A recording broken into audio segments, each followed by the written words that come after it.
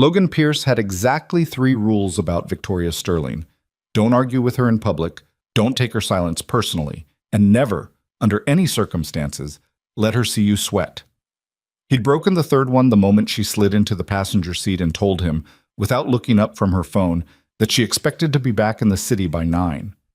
That was before the snow, before the mountain road disappeared under 6 feet of white silence, before the last lodge in 40 miles handed them a single key and said, with genuine apology, "Only 1 room left, 1 bed." Oh, if this story already has you hooked, hit that like button right now, drop a comment with the city you're watching from, and follow all the way to the end. I want to see exactly how far this story travels. The morning it all went sideways started the same way every bad morning starts, quietly, with no warning at all. Logan Pierce was up at 5:15, the same as always. Not because he wanted to be, but because Harper had climbed into his bed at some point after midnight and was now occupying approximately 70% of it, one small knee wedged firmly into his rib cage. He extracted himself without waking her, stood in the hallway for a second just listening to her breathe, and then padded into the kitchen to make coffee he wouldn't have enough time to finish. The apartment wasn't large. It had never been large. 2 bedrooms, 1 bathroom with a temperamental hot water heater, a kitchen where the overhead light flickered if you didn't flip the switch at exactly the right angle. Logan had learned all its particular moods the way you learn the moods of something you've accepted you're stuck with. The place served its purpose. It kept Harper warm and dry and close to her school, and that was the entire list of requirements. He poured the coffee, checked his phone. 3 emails from the office, all sent after midnight. One from his manager reminding him that the Hargrove presentation materials needed to be loaded onto the shared drive before the team left. One from HR about a reimbursement form he'd apparently submitted wrong 3 weeks ago. And one from the scheduling coordinator at Sterling Capital, terse and entirely lowercase, informing him that Ms. Sterling will be riding with you to the summit. Car leaves at 7 a.m. sharp. Do not be late. Logan read that last one twice. Then he put his phone face down on the counter and stood very still for a moment. Victoria Sterling did not ride with employees to off-site meetings. She had a driver, a private one, not the company fleet. She had a preferred route, a preferred departure time, and according to office legend, a preferred atmospheric temperature inside any moving vehicle. The idea of her voluntarily choosing to ride 2 hours into the mountains in Logan's 6-year-old company sedan with the heating vent that rattled was so foreign that for a brief, uncharitable second, he wondered if the email was meant for someone else. It wasn't. He woke Harper at 6, made her toast and a scrambled egg she mostly ignored, and called Mrs. Delgado from down the hall to come sit with her. Mrs. Delgado arrived in her house coat with a paperback novel and a container of homemade soup she'd apparently been planning to deliver anyway. She waved Logan off with the practiced ease of someone who had done this many times, which she had. "Go," she said. "She'll eat when she's hungry." "She has school at 8:15. I know when her school is, Logan." He kissed Harper on the top of her head. She was already absorbed in a cartoon, a piece of toast hanging from her hand. "Bye, Daddy," she said, not looking up. "Bye, Bug." He grabbed his overnight bag and left. Victoria Sterling was standing outside the Sterling Capitol building at 6:58 a.m., which shouldn't have surprised him, but somehow did. She was in a charcoal wool coat, her dark hair pulled back with the kind of effortless precision that probably cost money to achieve, a leather carry-on at her feet and her phone in her hand. She was reading something. She didn't look up when Logan pulled to the curb. He got out and moved to take her bag. "I've got it," she said, still not looking up. "It's not a problem, Ms. Sterling." "I said I've got it." She opened the rear door herself, set the bag on the seat, and got in. Logan stood on the sidewalk for a second. Then he got back in the driver's side, adjusted the mirror, and pulled into traffic. For the first 10 minutes, neither of them spoke. Victoria typed on her phone. Logan navigated the morning rush, took the on-ramp to the interstate, and tried not to think about the heating vent rattling at irregular intervals like something loose in the engine, which he was fairly certain was not what it was, but could not completely rule out. "The Hargrove file," Victoria said. Logan glanced in the rear view. "What about it?" "The revised projections. Did you update them with the Q3 figures?" "Yes, uploaded them to the drive last night." "What time?" Around 11. She typed something. A pause. The formatting on slide 9 is inconsistent. Logan's jaw tightened, just slightly. I can fix it when we get there. It should have been correct the first time. You're right, I'll fix it. She went back to her phone. This was the dynamic. Logan had worked at Sterling Capital for 2 years, first as a mid-level analyst and then, after a promotion he'd had to fight for, as a senior associate in the acquisitions division. In that time, he'd had exactly 4 direct conversations with Victoria Sterling, and all 4 had followed roughly the same pattern. She pointed out a problem. He acknowledged it. She moved on without any indication that the interaction had registered as a human exchange rather than a systems correction. He didn't take it personally, or he'd learned not to. What he'd observed was that Victoria Sterling was not cruel, exactly. She was precise. She had a particular idea of how things should function and very little patience for the gap between that idea and reality. She was also, by any objective measure, exceptional at her job. Sterling Capital had tripled its portfolio value under her leadership. She'd closed 3 major acquisitions in a single quarter that analysts called impossible. She demanded the same standards from everyone around her that she demanded from herself, which was either admirable or exhausting depending on how you looked at it. Most people at the office thought it was exhausting. Logan had always quietly thought it was both. The road up to the summit gets narrow past Ridgeline Junction, he said after a while. I want to make sure we're through it before the weather window closes. Victoria looked up from her phone for the first time. What weather window? There's a front moving in. Should be fine if we're through the pass by noon. She looked at him in the rearview mirror, a long, assessing look, the kind that felt like she was running a quick calculation. You checked the forecast. I always check the forecast when I'm driving mountain roads in November. Something shifted in her expression, not softening exactly, more like a minor recalibration. Fine. How long to the pass? About an hour 40 from here. She returned to her phone. They drove in silence for another 40 minutes. The city fell away behind them, replaced by the wide, flat stretches of highway that eventually bent north and began to climb. The sky was clear over the valley, cold and pale blue, but Logan had been watching the horizon to the northwest, where the clouds were sitting low and heavy and moving faster than clouds usually moved this early in the day. He didn't say anything. He drove. At the base of the mountain grade, they stopped for fuel. Victoria remained in the car. Logan went inside and bought 2 coffees, black because he didn't know how she took hers and didn't want to guess wrong, and set one on the console beside her door without comment. When he got back in, the cup was in her hand. She didn't say thank you, but she didn't put it down either. The grade steepened. The road began to wind, pressing back and forth through forested switchbacks, the valley dropping away below them and the tree line thickening on either side. Logan downshifted and focused on the center line. Victoria had put her phone away. Cellular signal had gone the way of the flat ground. You grew up here? She asked. Out of nowhere. He glanced in the mirror. In the mountains, you mean? In the region, your accent. Logan blinked. He hadn't been aware he had an accent. About 200 miles east of here, small town, you wouldn't know it. What did your family do? My dad worked a mill. Mom waitressed until she hurt her back, then she didn't. He said it simply, the way you say things that have been smoothed down by time. Not a complicated story. Victoria was quiet for a moment. Most people try to make their stories sound complicated. Most people are uncomfortable with the simple version. She looked out the window.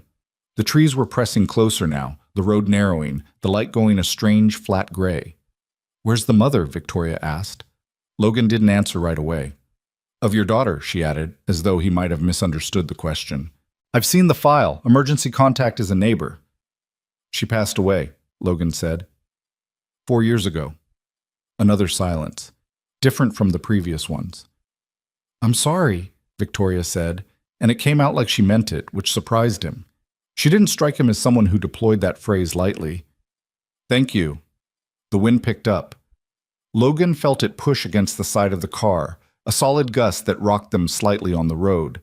He checked the sky. The clouds to the northwest had moved. A lot. We need to move faster, he said. We're on a mountain road. I know, but that front has sped up. He pressed the accelerator slightly, watching the tree line, watching the way the branches were starting to lean. They made it to Ridgeline Junction at 10:47. Logan checked the weather station at the small services building on the corner, a manual board with magnetic tiles that someone updated by hand. It read, "Past conditions deteriorating, use caution." He used caution. He also drove faster than caution technically allowed. The snow started at 11:15. Not slowly, not with the usual polite preliminary dusting that gives you a chance to decide whether to pull over. It came in sideways, sudden and dense, the kind of snow that doesn't so much fall as arrive all at once like it had been waiting behind a curtain. Visibility dropped from clear to poor in under 3 minutes. Logan hit the wipers on high. "How far to the lodge?" Victoria asked. Her voice was steady. He gave her credit for that. "About 12 miles. And if we can't make the pass? Then we go back down." He tried going back down at 11:30 when the road ahead disappeared entirely, and he couldn't tell where the pavement ended and the shoulder dropped. He put the car in reverse, crept backward to a small pull-off, and turned around. The road down was already gone, not metaphorically. The snow was coming so fast and the temperature dropping so quickly that the tire tracks they'd made coming up were filled in, and the road surface itself was buried under a sheet of white that had no visible edges. Logan stopped the car. He looked in the rearview mirror. Victoria was looking at the road behind them. Then she looked at him. "Talk to me," she said. "We're in a valley pocket. Snow's coming off the ridge faster than the road below can clear. We don't have enough traction to go down safe." He put the car in park. "The lodge is 12 miles up. There's no other structure between here and there." "How sure are you the lodge is still accessible?" "Not very." He picked up his phone. No signal. He tried the radio. Static, then a burst of weather advisory that told him nothing he didn't already know. He turned it off. Victoria sat very still. She wasn't panicking, which under the circumstances struck him as either impressive or concerning, and he couldn't decide which. She unzipped the front pocket of her carry-on and produced a small satellite communicator, a personal GPS device, the kind that serious hikers carried into remote terrain. Logan stared at it. "I was in the Andes last spring," she said, without particular expression. "I've learned to pack accordingly." She sent a status ping, their approximate coordinates, and a brief message flagging their situation. No guarantee anyone would act on it quickly, but it was more than Logan had managed with his phone. "Okay," he said. "Then we move up. 12 miles slow is better than stranded here with no shelter." "Agreed." He put the car back in drive. Good. The 12 miles took an hour and 45 minutes. Logan drove with both hands on the wheel, and his attention entirely on the small cone of visibility his headlights carved out of the white wall ahead. Victoria didn't speak, didn't fidget, didn't make the situation worse by narrating her anxiety. She watched the road from the front seat. She'd moved up from the back at some point during the first bad stretch, without asking permission, and he hadn't said anything about it. They ran off the road twice. Neither time badly. Once sliding into a shallow drift on the shoulder, once fishtailing on a curve before the tires caught. Both times Logan corrected without comment. Both times Victoria gripped the door handle and said nothing. The third time, at the top of a long sweeping bend about 2 miles from the lodge, the car slid sideways off the road and came to rest at an angle in a snowbank, the front wheels spinning free, the rear axle settled hard into something solid that wasn't road. Logan cut the engine. The silence that followed was very loud. "Are you all right?" he asked. "Yes." Victoria released the door handle. Her knuckles had been white. "You?"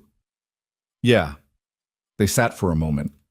Outside the windows, the snow came down without any particular interest in their situation. "The car's not getting out of that," Logan said. "I know." 2 miles to the lodge on foot. Victoria looked out at the snow. She was wearing the wool coat. Good boots, he noticed. Ankle height, leather, not ideal, but not the city heels he'd been half expecting. She pulled her carry-on from the back seat. "Then we walk," she said. They walked. Logan had his overnight bag on one shoulder and Victoria's carry-on over the other. She hadn't argued about that. The snow was knee-deep in places, uneven, deceptive.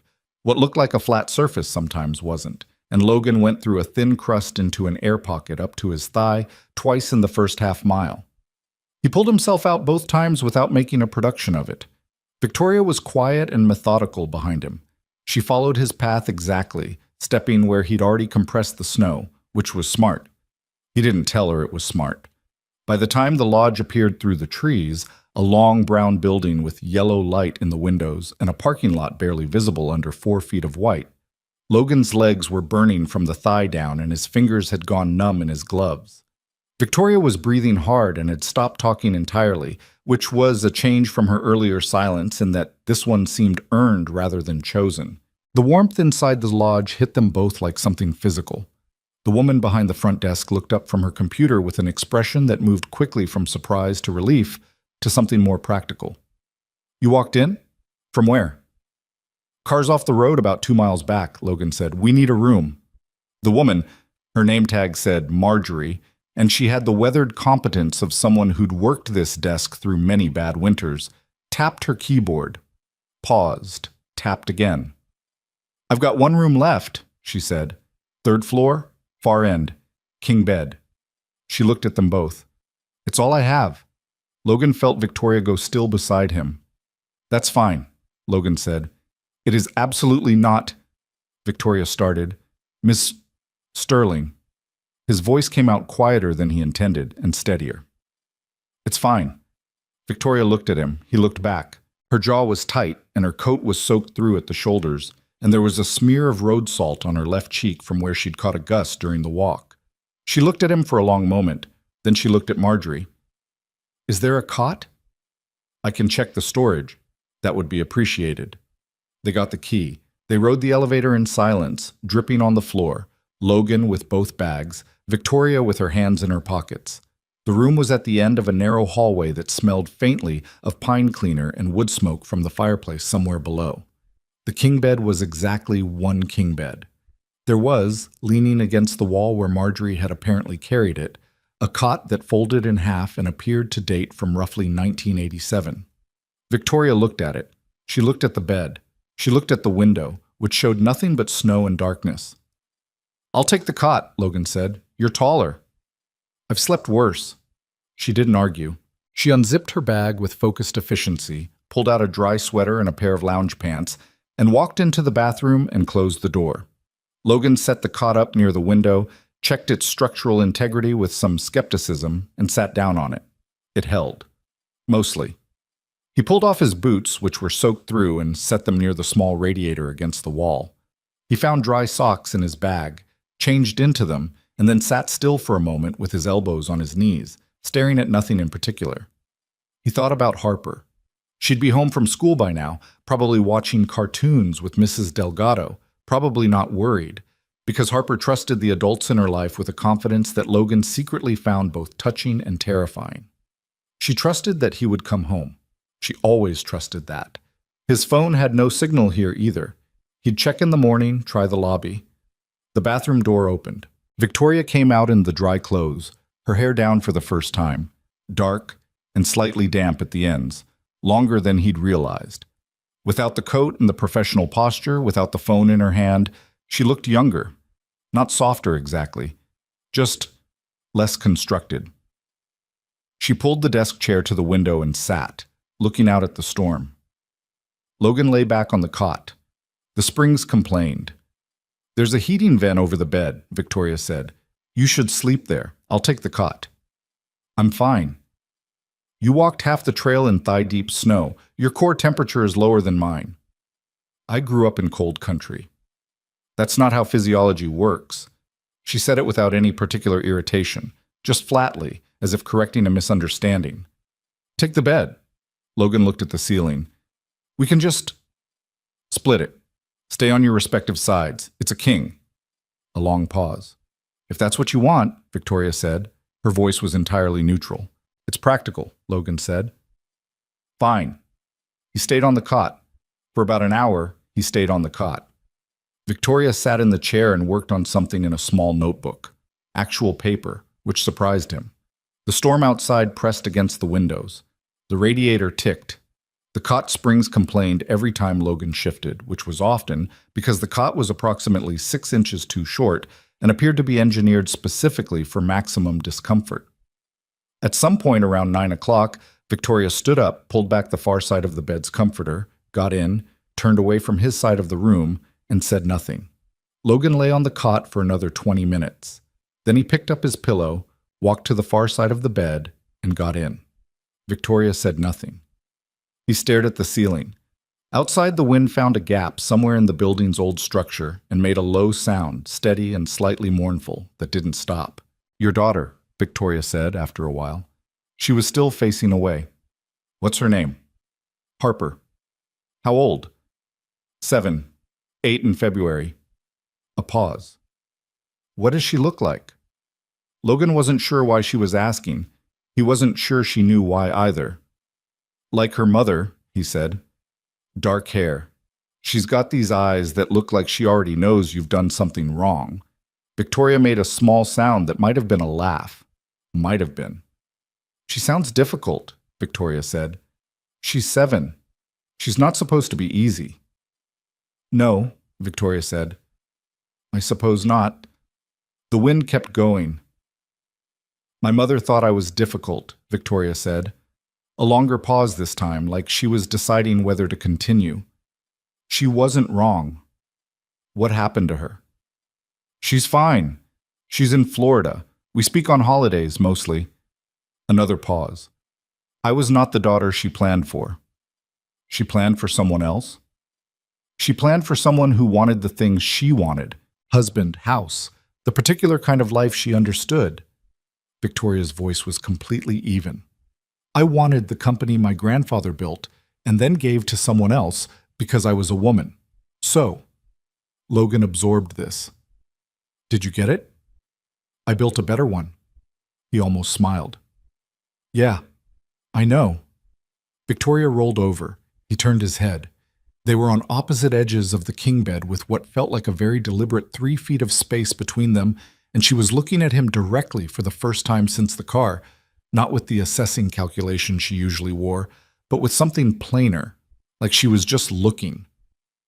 "You've worked for me for 2 years," she said. 23 months. "You've never applied for a promotion you didn't qualify for. I try not to waste your time. You've also never told me when something I've decided is wrong." Logan held her gaze. "You haven't been wrong yet." "That's not possible. You've been efficient in ways that might cause friction later, but wrong, not yet." She studied him. "That's either very diplomatic or very specific." "Second one." A small silence. Then, "The Whitmore deal. Last spring."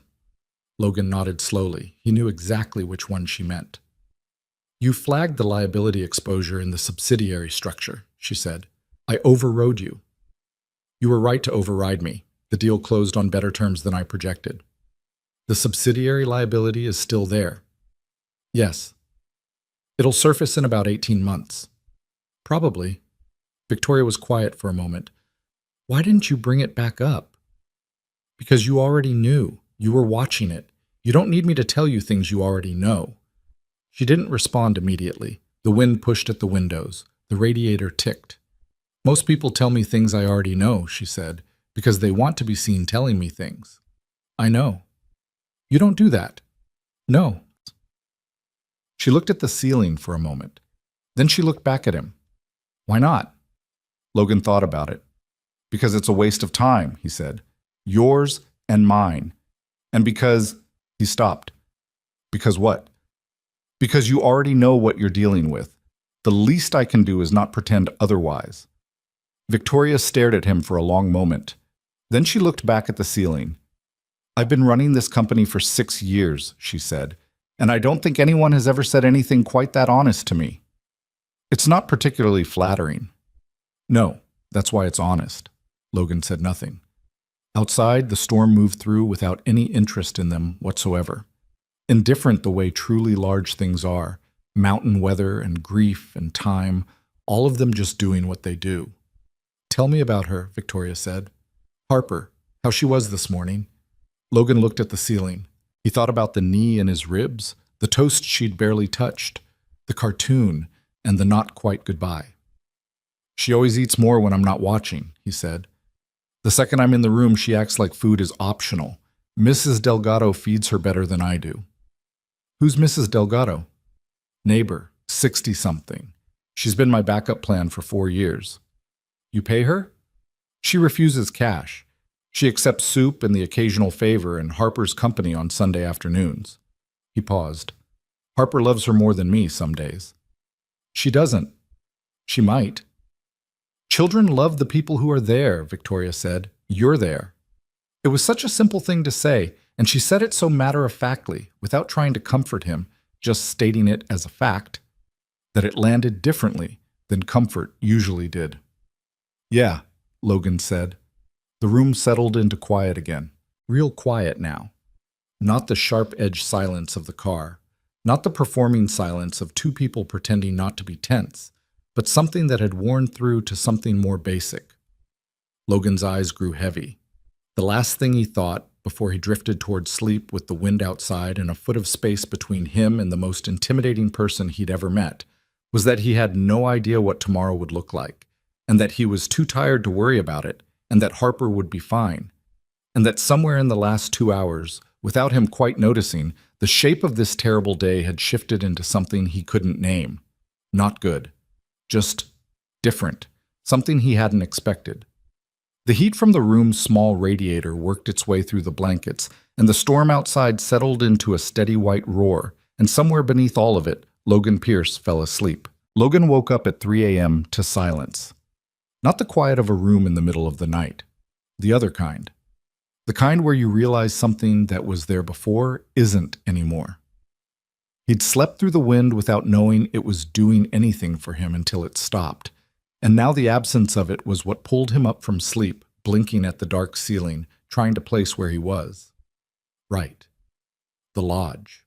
The storm. The woman 3 feet away from him who ran a billion-dollar company and had somehow, in the space of a few hours, told him more true things than most people he'd known for years. He turned his head. Victoria was on her side, facing away, her breathing steady and even. She slept like someone who'd made a decision to sleep and followed through on it efficiently, which tracked. Logan stared at the ceiling for a while. He was thinking about Harper again. He always was, at 3 a.m., in the specific way that felt less like worrying and more like just being aware of her, the way you're aware of a sound you're monitoring without consciously listening. She was fine. She was with Mrs. Delgado, who had raised 3 children of her own and had more practical experience with 7-year-olds than Logan had accumulated in Harper's entire life. She was fine. He made himself believe it and then lay there in the particular quiet of a snowbound mountain at 3 in the morning, unable to go back to sleep. After a while, he got up, careful not to make noise, and went to stand at the window. The snow had stopped. That was what the silence was. The storm had moved through, and what was left was a landscape so clean and white and complete that it looked less real than imaginary. The parking lot below was buried. The tree line was bent heavy with it. The sky had cleared to that sharp black you only get at altitude, no light pollution, stars hard and bright and crowded together the way they never looked from the city. Logan stood there for a long time. Can't sleep either. He turned. Victoria was sitting up, the comforter pulled around her shoulders, watching him from across the room. Not a question, a statement. Sorry, didn't mean to wake you. You didn't. She nodded toward the window. Is it still coming down? Stopped. Maybe an hour ago, looks like. She got up and came to stand beside him. Not close. A couple of feet between them, same as the bed. The same maintained distance that had become a kind of unspoken agreement. She looked out at the white landscape for a while without saying anything. We're not getting out tomorrow, she said. No, roads will need at least a day to clear, assuming they send plows up this high. Could be longer. She absorbed this with no visible reaction. I have a board call at 9. No signal up here. You'll miss it. She looked at the satellite communicator on the desk. I could send a message to reschedule. You could. She didn't move to do it immediately. She kept looking out the window. The board will assume the worst. The worst being? That I can't manage my own schedule. A pause. It's a particular kind of meeting. There are people on that board who would like nothing more than to walk into a room I'm not in and start making decisions. Logan looked at her profile. The window light was strange, reflected snow glow, pale and directionless, and it made her look less like herself, or maybe more like herself, one of the two. Are they in a position to actually do anything without you? No, not formally. A beat. That's never stopped people. Then let them have their meeting, Logan said. She turned to look at him. They'll talk. They'll feel important for an hour. You'll walk back in, and nothing they decided will have actually changed anything, and they'll know it. He shrugged. There's nothing you can do about it from here anyway. Victoria studied him for a moment. You're remarkably calm about other people's problems. I'm remarkably calm about your problems because they're not mine. I'm not calm about mine. What are yours? He looked out the window. Right now? Getting home to my kid. Something moved through her expression that wasn't pity, less condescending than that, more like recognition. She looked back at the snow. How long has it been since her mother? 4 years in March. She was 3. Just turned 3. She doesn't remember her really. Some things, a smell, a sound, nothing she can put words to. He stopped. She asks sometimes what she was like. What do you tell her? Logan was quiet for a moment. The true stuff. That she was funny and that she didn't have much patience and that she used to sing off key in the car and pretend she wasn't doing it. He glanced at Victoria. I try not to make her into something she wasn't. Erin wasn't a saint. She was a person. That's a generous thing to give a child, Victoria said. The real version. I think it's what she'd want. Erin. He said the name without flinching, the way you can with enough years of practice, not without weight, just without the weight running everything. She had no patience for people being handled. Victoria made a small sound. Neither do I. I know. She turned to look at him again, and this time there was something slightly sharp in it. Is that why you don't handle me? Partly. What's the other part? The other part is that you're too smart to handle, you'd notice. A small pause. Then, very quietly, almost against her will, most people try anyway. I know that too. They stood at the window in silence for a while. Below them, nothing moved. No wind, no cars, no sign of any other person anywhere in the white landscape. The stars were starting to lose their hard edges at the far edge of the sky, the faintest suggestion of something approaching dawn, still hours away but announcing itself. I was engaged once, Victoria said. Just like that, out of nowhere, the same way she'd said things in the car. Like she'd made a decision to say a thing and then simply said it, no preamble. Logan waited. 3 years ago. His name was Daniel. He was smart, genuinely. Not just successful smart, actually intelligent. We agreed on most things. A pause. He told me, 6 weeks before the wedding, that he expected me to step back from the company after we had children. Not immediately. Eventually. What did you say? I gave him back the ring. Just like that? He knew what he was getting into. He decided partway through that he wanted something different. I can't hold that against him. She said it flatly, without anger. Just reporting. But I won't become something different to make someone else comfortable. That I know about myself. Did you want to keep the ring? A long pause. Longer than the others. I wanted to want to keep it, she said finally. That's not the same thing. Logan turned that over. No, it's not. I went back to work the next day, closed the Harrington acquisition that week. She looked at the snow. Everyone in the office thought I was either very cold or very driven. They couldn't decide which. What were you? Hurt. She said it simply. But hurt wasn't useful, so I put it somewhere else and used the energy for something that was. Logan looked at her. She was still looking out the window, her arms folded beneath the comforter she'd carried from the bed, her profile clean and still against the reflected snowlight. That sounds exhausting, he said. It is. She said it without any performance of self-pity, just a fact. Everything about the way I live is exhausting, if I think about it long enough. So I generally don't think about it long enough. That works until it doesn't. Yes, well, a beat. Tonight is one of the ones where it doesn't. Logan didn't fill the silence with anything. He just let it sit, and she seemed to appreciate that, or at least not to mind it. Tell me something true about yourself, she said after a while. Something you don't usually say. He thought about it. I applied to law school 12 years ago, got in, didn't go. Why? Money, partly. My dad got sick that year. Nothing fatal, but bad enough that I needed to be around. By the time things were stable, I'd been in finance for 2 years and couldn't figure out how to go backward. He paused. I've never told anyone at Sterling that. I think some of them would take it as evidence of something. Of what? That I'm not where I'm supposed to be. Victoria looked at him now, directly. Are you?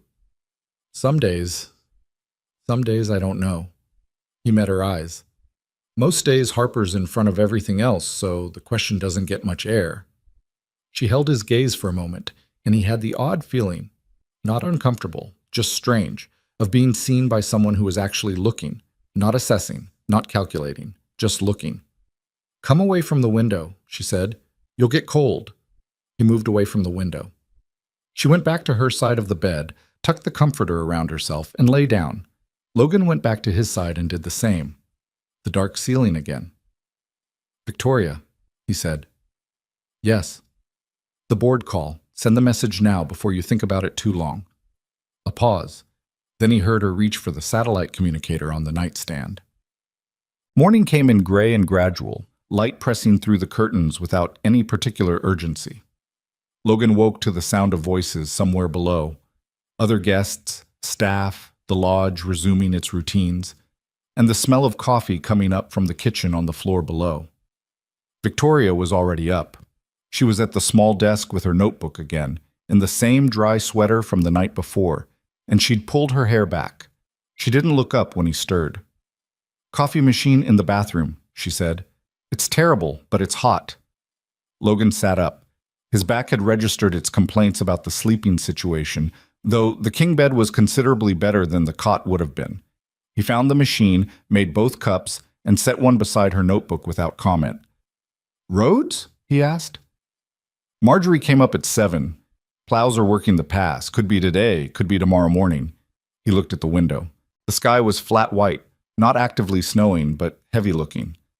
Tomorrow morning, probably. Probably, she agreed. They ate breakfast in the lodge's small dining room. Eggs, toast, coffee that was only marginally better than the bathroom machine.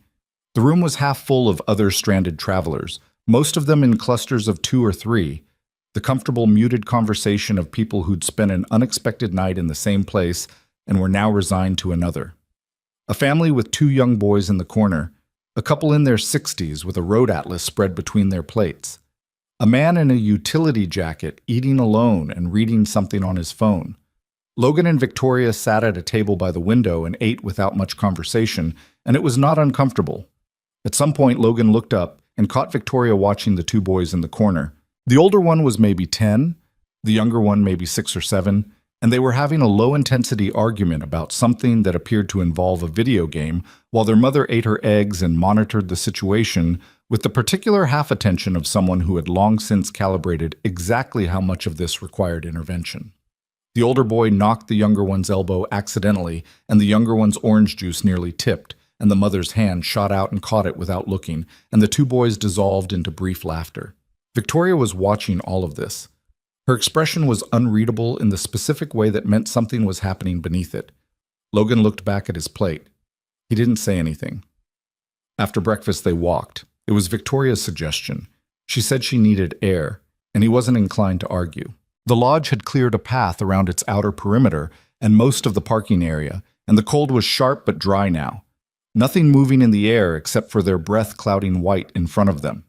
They walked without particular direction or conversation for a while, just moving through the still white landscape, their boots crunching on the packed snow of the cleared path. The mountains in every direction were blanketed and heavy, no sharp lines anywhere, everything softened and smoothed by the snow into something almost dreamlike. I don't take days off, Victoria said at some point. I know. Not because I don't know how to, because I don't.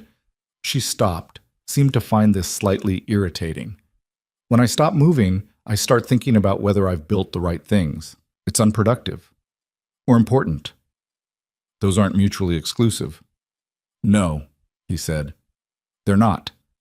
She walked a few steps. My grandfather started the first company from nothing. a 2-room office, and a personal loan he spent 15 years paying back. He used to tell me, he told me the work was the point, not the money, not the recognition, the work itself. Did you believe him? I do believe him. Another pause. I've been doing it long enough that sometimes I'm not sure I remember why I started. Logan put his hands in his pockets. What did you want when you were starting out? To prove something. She said it without embarrassment. To the board that pushed my grandfather out. To the people who looked at me and saw a woman first and an executive second, if at all. I wanted to build something they couldn't dismiss. A beat. I did that. And then I kept going because stopping felt like losing. Stopping and losing aren't the same thing. No, but they feel the same at 3 a.m. Logan thought about this. He thought about the version of this he knew, not identical, but related. The way he'd kept moving through the 2 years after Aaron died, through the grief and the diapers and the terrible sleep and the work, always the work. Because stopping and grieving and staying still felt too much like something he wouldn't come back from. The way Harper's face had been the thing that kept pulling him forward, when forward didn't feel possible. It's easier when someone else needs you to keep going, he said. Victoria glanced at him. She understood immediately what he meant. He could tell from the way her expression shifted. Harper. Yeah. She doesn't know she's doing that. No, that's what makes it work. He looked out at the mountains. She just needs breakfast and homework help and someone to sit with her when she's sick. The need is so specific and so real that there's no room for anything else. It's almost a relief. Victoria was quiet for a moment. Then, that's the loneliest and the least lonely thing I've ever heard at the same time. Logan looked at her. She was looking out at the same mountains, her hands in her pockets, her exhale visible in the cold air. Yeah, he said. That's about right. They walked back inside. The afternoon stretched. They were not people built for stretching afternoons, either of them, and the lodge didn't offer much. A small common room with a fireplace and outdated magazines, a room with a pool table that one of the stranded utility workers had claimed, a television mounted to the dining room wall showing a local news loop about the storm. Victoria worked from her notebook. Logan found a battered paperback on the common room shelf, a crime novel missing its back cover, and read about 40 pages of it without being able to tell you what had happened in any of them. Around 3 p.m, they were back in the room without having explicitly agreed to return to the room, both of them simply having arrived there at roughly the same time after separately running out of other places to be. Victoria was at the desk. Logan was on the bed, not sleeping, looking at the ceiling again with the air of a man who had developed a detailed familiarity with this particular ceiling. Logan, Victoria said. Yeah. The Whitmore subsidiary, the liability. He sat up slightly. What about it? I've been thinking about the structure for 18 months. I have a solution, but it requires restructuring the holding arrangement in a way that will look, from the outside, like we're in trouble. It'll cause 2 weeks of bad press. It'll cause 3 weeks of bad press, Logan said. She turned around in the chair to look at him. You know the structure? I've been watching it since I flagged it. I know it as well as you do at this point. He pushed himself up to sit on the edge of the bed. The restructure you're thinking. Is it the parallel holding shell with the liability ring-fenced in the subsidiary? Victoria stared at him. Because if it is, he said, there's a cleaner way. You don't ring-fence the liability. You transfer the whole subsidiary into a new acquisition vehicle and sell a minority stake to a strategic partner. The liability stays inside the vehicle. Your exposure drops to the percentage you retain, and instead of bad press about trouble, you get a press release about a strategic partnership. A long silence. That's, she started. It only works if the partner is the right one. You need someone who understands what they're buying and wants the access more than they mind the risk. He paused. I've been running the numbers on Halcourt Ventures. They want your distribution network. They'd take a minority stake in the subsidiary to get close to it. Victoria looked at him for a long moment. She had gone very still. When did you work that out? She asked. About 8 months ago. 8 months? Her voice was entirely flat. And you said nothing. I was waiting to see if you'd get there first. You usually get there first. I did get there 12 months after you.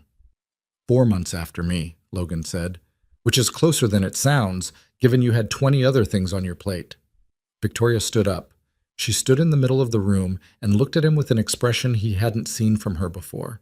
Not anger exactly, though there was some of that underneath. Something else, like she was reassessing something and not sure what to do with the reassessment. You've been sitting on a solution to a significant company problem for 8 months, she said, and you didn't bring it to me. I brought you the initial flag. You overrode it. I respected that. You should have pushed. Should I have? He held her gaze. If I'd walked in 8 months ago with a fully developed restructuring plan for a problem you'd already decided to handle, what would you have done? Silence. You would have listened to the plan, he said. Asked me why I was in your office when you hadn't called me and sent me back to my desk. And any future initiative I tried to take would have been filtered through that interaction. Victoria said nothing. I'm not interested in playing the political game, Victoria. I'm interested in the work getting done. He paused. The plan is there when you need it. I'll put it in a formal document tonight on the satellite drive. She looked at him for a long time. The afternoon light from the window was low and pale, catching the side of her face, and something in her expression had shifted into something he couldn't quite name. It wasn't the usual clean certainty she moved through the world with. It was more uncertain than that, more complicated. Why do you work for me? She said. He frowned slightly. What? You're running restructuring solutions in your head for 8 months and waiting for the right moment. You turned down law school. You've been passed over for a managing director role twice because you don't campaign for yourself. She folded her arms. Why are you still an associate at my company? Logan was quiet for a second. Because my daughter needs stability and predictability and a father who's home at a reasonable hour. Managing director is 60-hour weeks and travel and performance pressure that I don't want to impose on her life right now. You could hire help. She's had enough disruption, he said, and the simplicity of it, the quiet certainty, stopped Victoria mid-sentence. She's had enough change. What she has right now works for her. I'm not trading that for a title. Another long silence.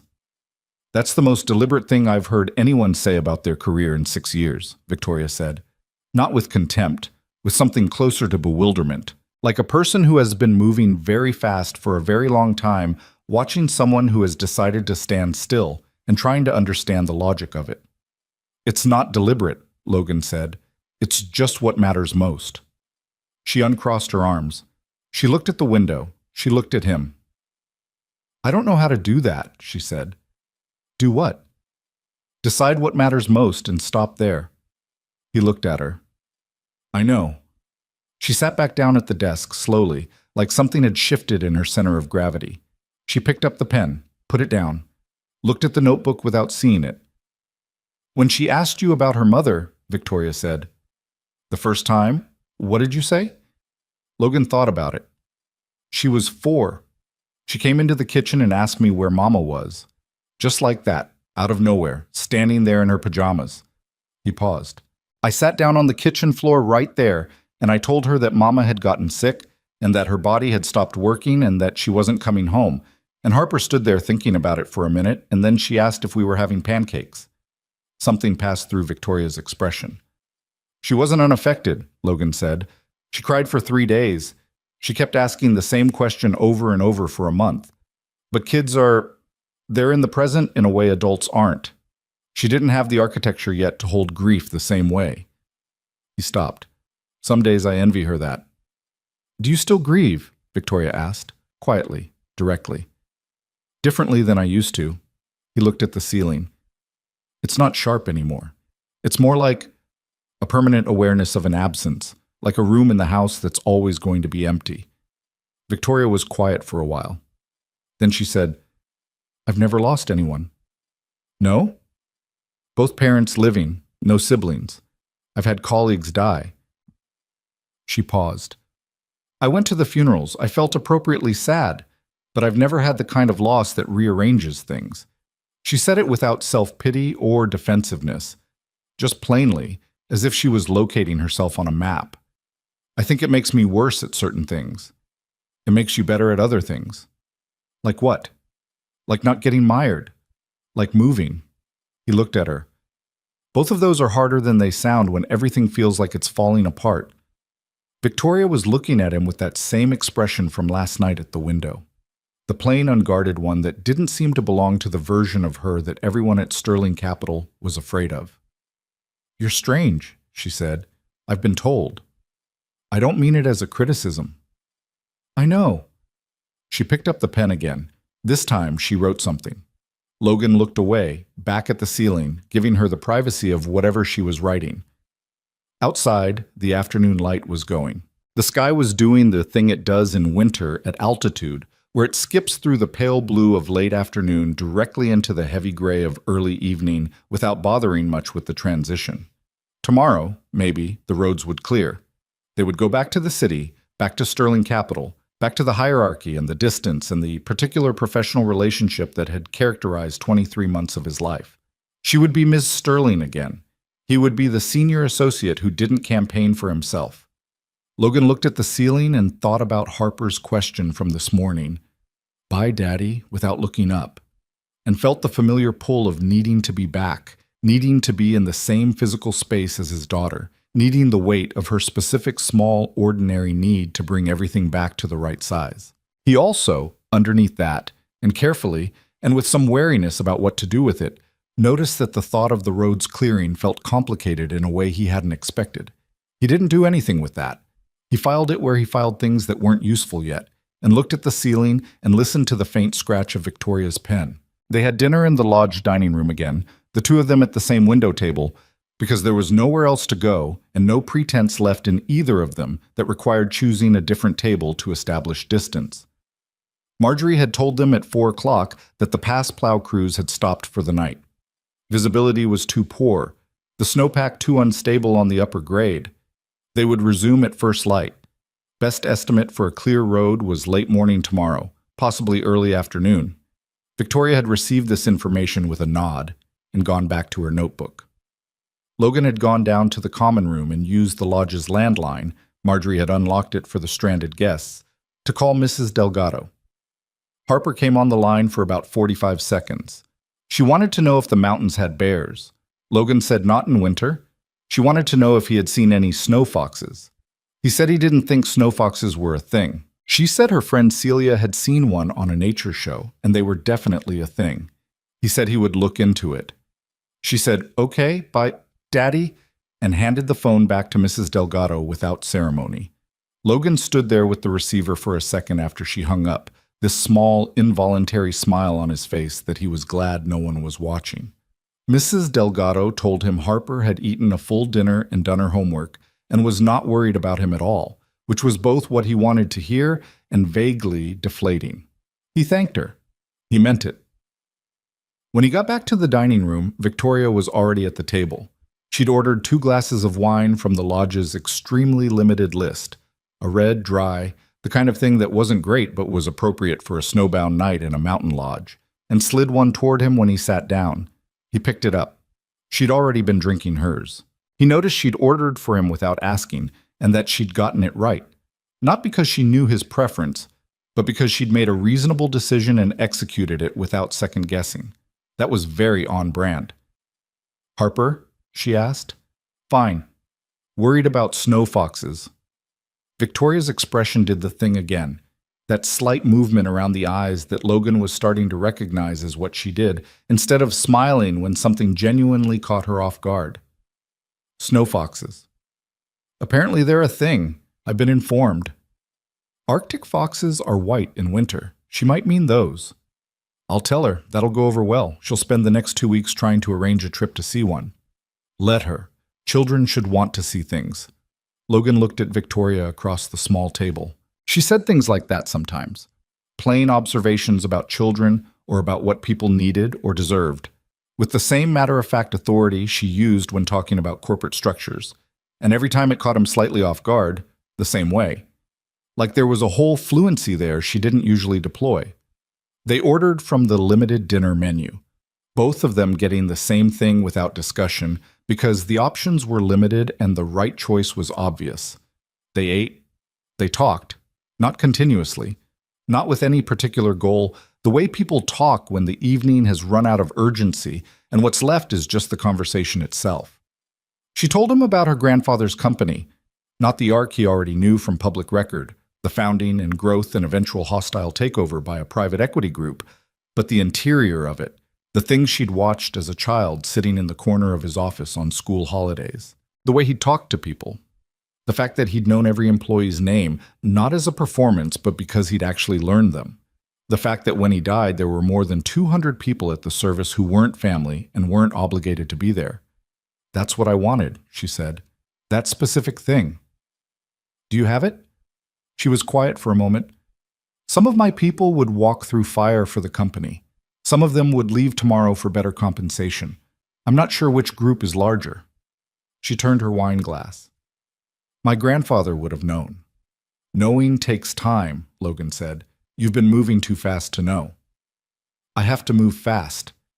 The second I slow down, there are 7 people ready to abetso. I know, I'm not saying you're wrong to move fast. I'm saying it has a cost. He looked at her. You already know this. She set her glass down. Yes? So, she repeated, like the word meant something slightly different in her mouth than in his. The dining room thinned out gradually around them. The family with the 2 boys disappeared, the boys already asleep on their feet by the look of it. The older couple with the road atlas lingered over their own wine for a while, and then said goodnight to no one in particular and went upstairs. The utility worker ate his dinner early and was gone by 7. Eventually, it was just Logan and Victoria and Marjorie wiping down the far end of the counter with the particular unhurried motion of someone who wasn't going to rush paying customers, but was waiting on them with polite intention. They went upstairs. It was just past 9 when the heat stopped. Not gradually. There was no warning rattle or dying fade. The radiator simply went quiet between one moment and the next. And within 20 minutes, the room temperature began its downward slide in a way that was noticeable before it was actually cold, the air taking on that quality of having the warmth drained out of it. Logan was reading, or attempting to. The crime novel was not improving. And Victoria was at the desk, and they both felt it at approximately the same time because they were both already tuned to the physical details of the room in the way that you are when a room is the entirety of your world for the night. Heating's out, Logan said. I noticed. Victoria stood and touched the radiator. It's already cooling. He got up and went to the window. Outside, the night was clear and hard cold, the temperature reading on the exterior thermometer barely visible through the frost on the glass. It was sitting at 11 degrees Fahrenheit, and it was 10 o'clock at night, which meant it would be lower before it was higher again. I'll call down to the desk, he said. Marjorie answered on the second ring. She sounded tired and apologetic and said the boiler had gone out. It happened in the old building when the temperatures dropped below a certain point and the system got overwhelmed. She had a maintenance crew looking at it, but she couldn't promise a timeline. She could offer extra blankets. How many blankets? Logan asked. She brought 3.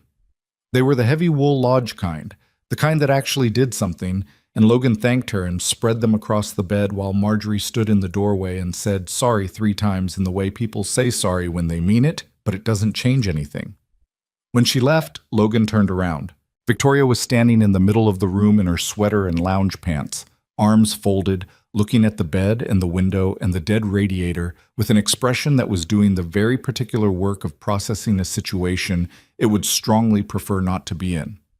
The temperature in the room had dropped another several degrees while Marjorie was up. Logan could see his breath. Okay, he said. Don't, Victoria said. I wasn't going to say anything. You were going to say something practical. I was going to say that we should both get under the blankets and that the 3-foot rule can be maintained without either of us freezing. He picked up the blankets and straightened the bed. That's all I was going to say. She stood there for another beat.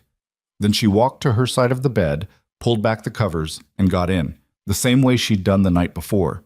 Decisively, once the decision was made. Logan got in on his side. He pulled the wool blankets over both of them. The cold was still in the room. It was in the walls and the floor and the air, and the wool blankets helped, but they couldn't replace the baseline warmth that the radiator had been maintaining. Logan lay still and could feel the cold on the parts of him that were exposed, his face, the top of his head. and could feel the warmth trapped under the blankets trying to do its limited work. "Come closer," Victoria said. Just like that. He turned his head. She was looking at the ceiling. "I'm cold. You're warm. This is a practical situation, and I'm treating it as one." She paused. "Don't make it strange." Logan moved closer, not pressed against her, not like that, but close enough that the warmth between them had somewhere to go. Two people generating enough heat for two people instead of each struggling alone. He lay on his back. She lay on her side, facing away, and the warmth between them was immediate and real, and neither of them said anything about it. The cold in the room settled into a steady discomfort, manageable now, not dangerous, but present enough that neither of them was going to sleep easily.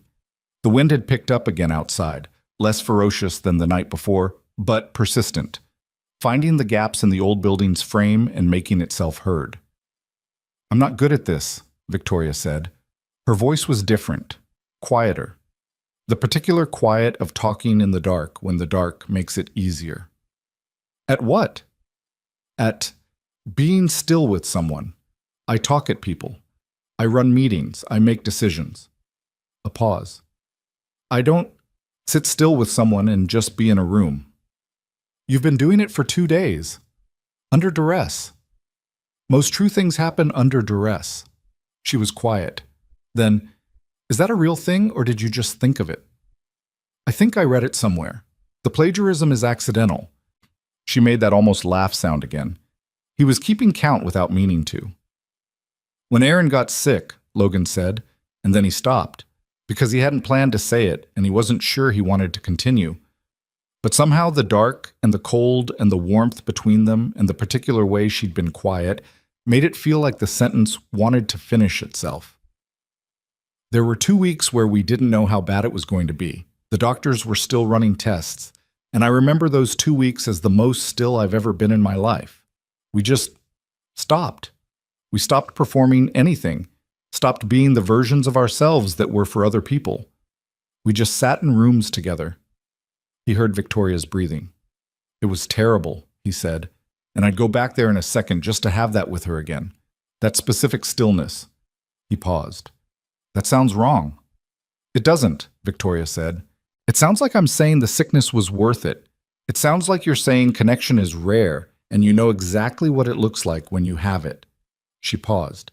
"That's not the same thing." Logan stared at the ceiling, the cold pressed in from above.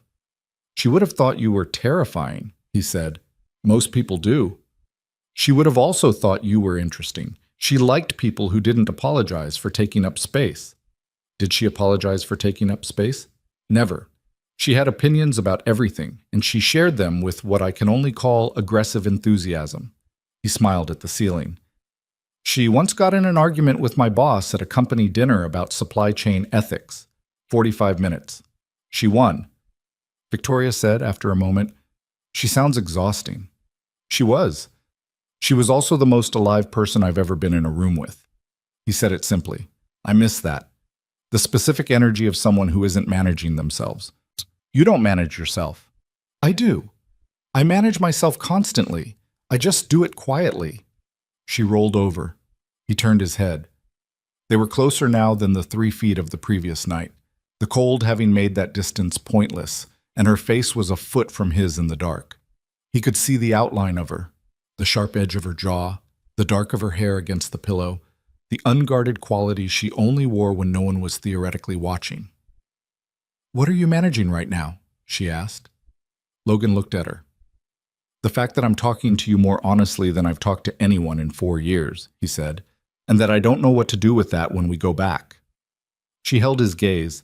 She didn't look away, and she didn't offer him an easy answer, because there wasn't one, and she wasn't the kind of person who pretended there was. "I've been thinking about that too," she said. "What do you think?" "I think—" She stopped, started again. "I think the mountain is its own space, and that what happens in its own space doesn't have rules that translate cleanly." She paused. "I don't know if that helps." "It doesn't, but it's honest." "Yes." The wind pushed against the window. The cold in the room had settled into something almost livable, still there, still present, but the warmth between them under the wool blankets had established a kind of equilibrium. Not comfortable exactly, but sustainable. "Tell me something you've never told anyone," Logan said. She was quiet for a long time, long enough that he thought she'd decided not to answer. "I look at children sometimes," she said finally, "and I feel something I don't have a name for. Not wanting them specifically.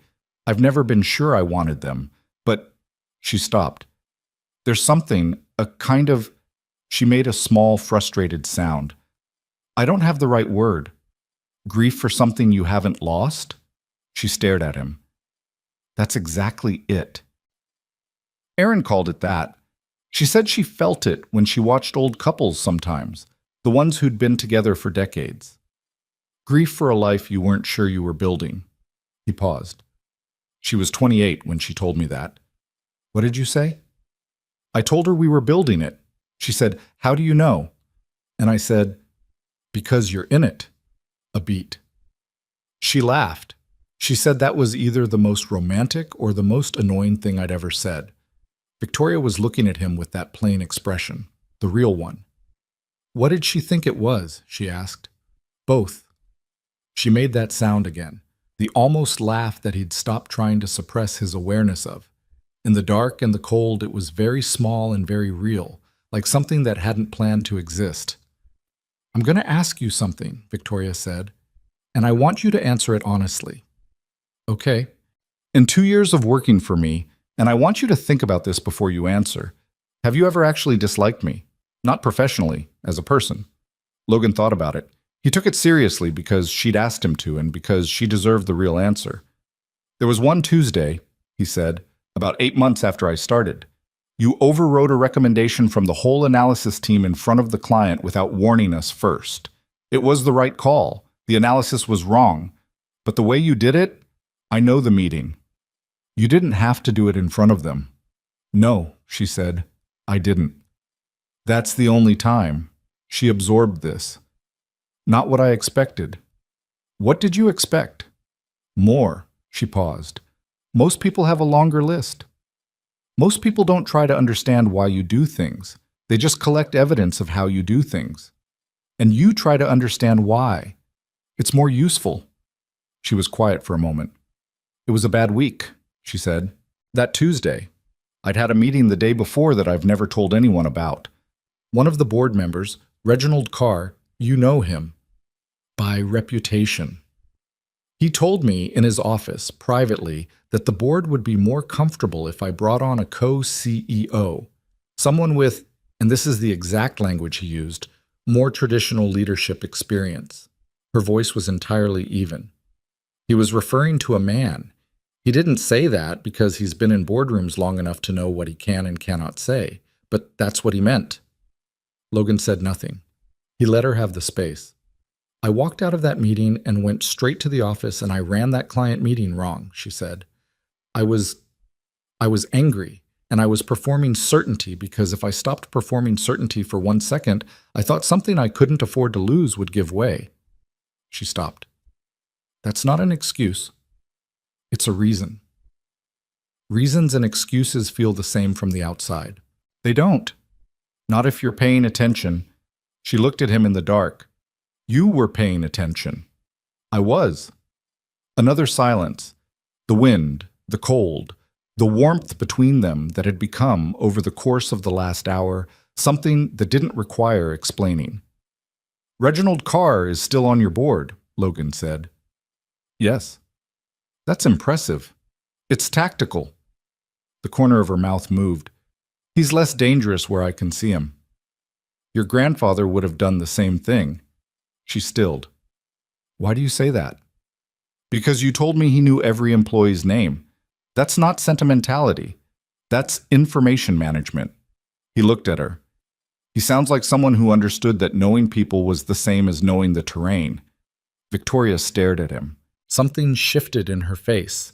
Something that went deeper than the expressions he'd been cataloging. Something that had to do with being seen in a specific way at a specific moment and not knowing exactly how to carry that. "My mother thinks I turned out like him," she said quietly. "She doesn't mean it as a compliment." "Is it one?" "To me?" Yes, completely. Then that's what matters.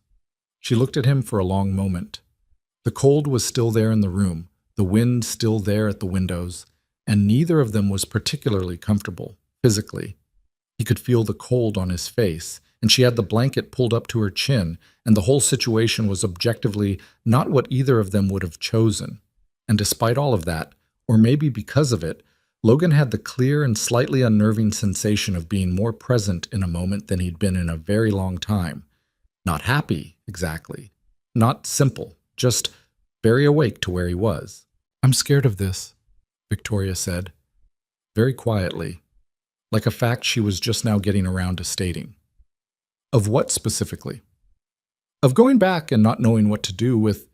She gestured slightly, meaning the room, meaning the 2 days, meaning the conversation, meaning something she didn't have cleaner language for than that.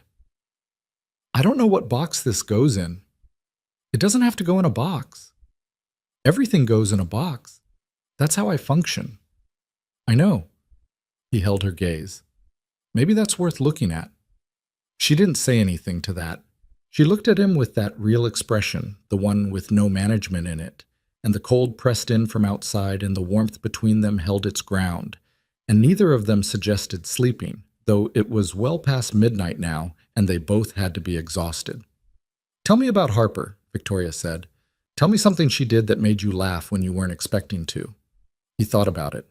"2 months ago," he said, "she came home from school with a permission slip for a field trip to the Natural History Museum. She handed it to me very seriously and said, 'I need you to sign this, and also I need you to know that I've already decided I'm going to be a paleontologist.' Just like that, she'd decided, and she was informing me." "What did you say?" "I signed the slip and said that was a great idea." He paused. She said, "I know." Victoria looked at him in the dark. The almost laugh again, and this time it came all the way through, small and real and entirely unguarded. Logan felt the warmth of it the same way he felt the warmth under the blankets. Simply, without deciding to. He looked at the ceiling and didn't say anything else, and the night continued to be cold, and Victoria stopped being perfectly still beside him in the particular way of someone who has been holding themselves at a careful distance and has decided, for once, to stop. They didn't sleep for a long time. When they finally did, the cold was still there, and their breathing had gone slow and even, and outside the mountain sat under its new snow, indifferent and enormous and unchanged the way mountains are. The road crew reached the lodge at 11:14 the following morning. Logan heard the plow before he saw it. The low grinding mechanical sound of something heavy working through deep snow, coming up the grade from below, steady and unhurried. He was standing at the lobby window with a cup of Marjorie's coffee when the orange light on the cab came around the bend in the trees, and he felt something in his chest release that he hadn't fully registered as tense. He could go home. The boiler had come back online around 4 in the morning. He'd woken briefly when the radiator started ticking again, the warmth returning to the room in slow increments. By the time proper daylight came through the curtains, the temperature had normalized and both of them had slept through it, which was its own kind of information. He'd woken at 7 to find Victoria already dressed, already at the desk, already working, or performing working, he couldn't tell which, and he suspected she couldn't entirely either. They hadn't spoken much over breakfast, not from awkwardness, or not entirely, more from the particular quiet of two people who had said a lot of real things in the dark and were now giving each other the morning to absorb it without commentary. Logan had eaten his eggs.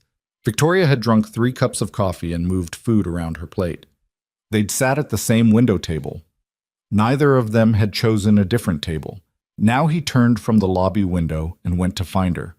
She was in the room, finishing her packing, the carry-on neatly organized in the practiced way of someone who traveled constantly and had systems. She looked up when he came in. "Plow's here," he said. "I heard." She zipped the bag, stood, looked around the room once. The desk, the window, the bed with its wool blanket still piled high from the night before, with the quick automatic check of someone making sure they hadn't left anything. She had left something, Logan thought, but it wasn't the kind of thing that got left in rooms. He picked up both bags. She let him. The drive back down took 2 hours on roads that were clear in the center and banked white on both sides, the plowed snow piled high enough in places to wall them in on each side like a corridor.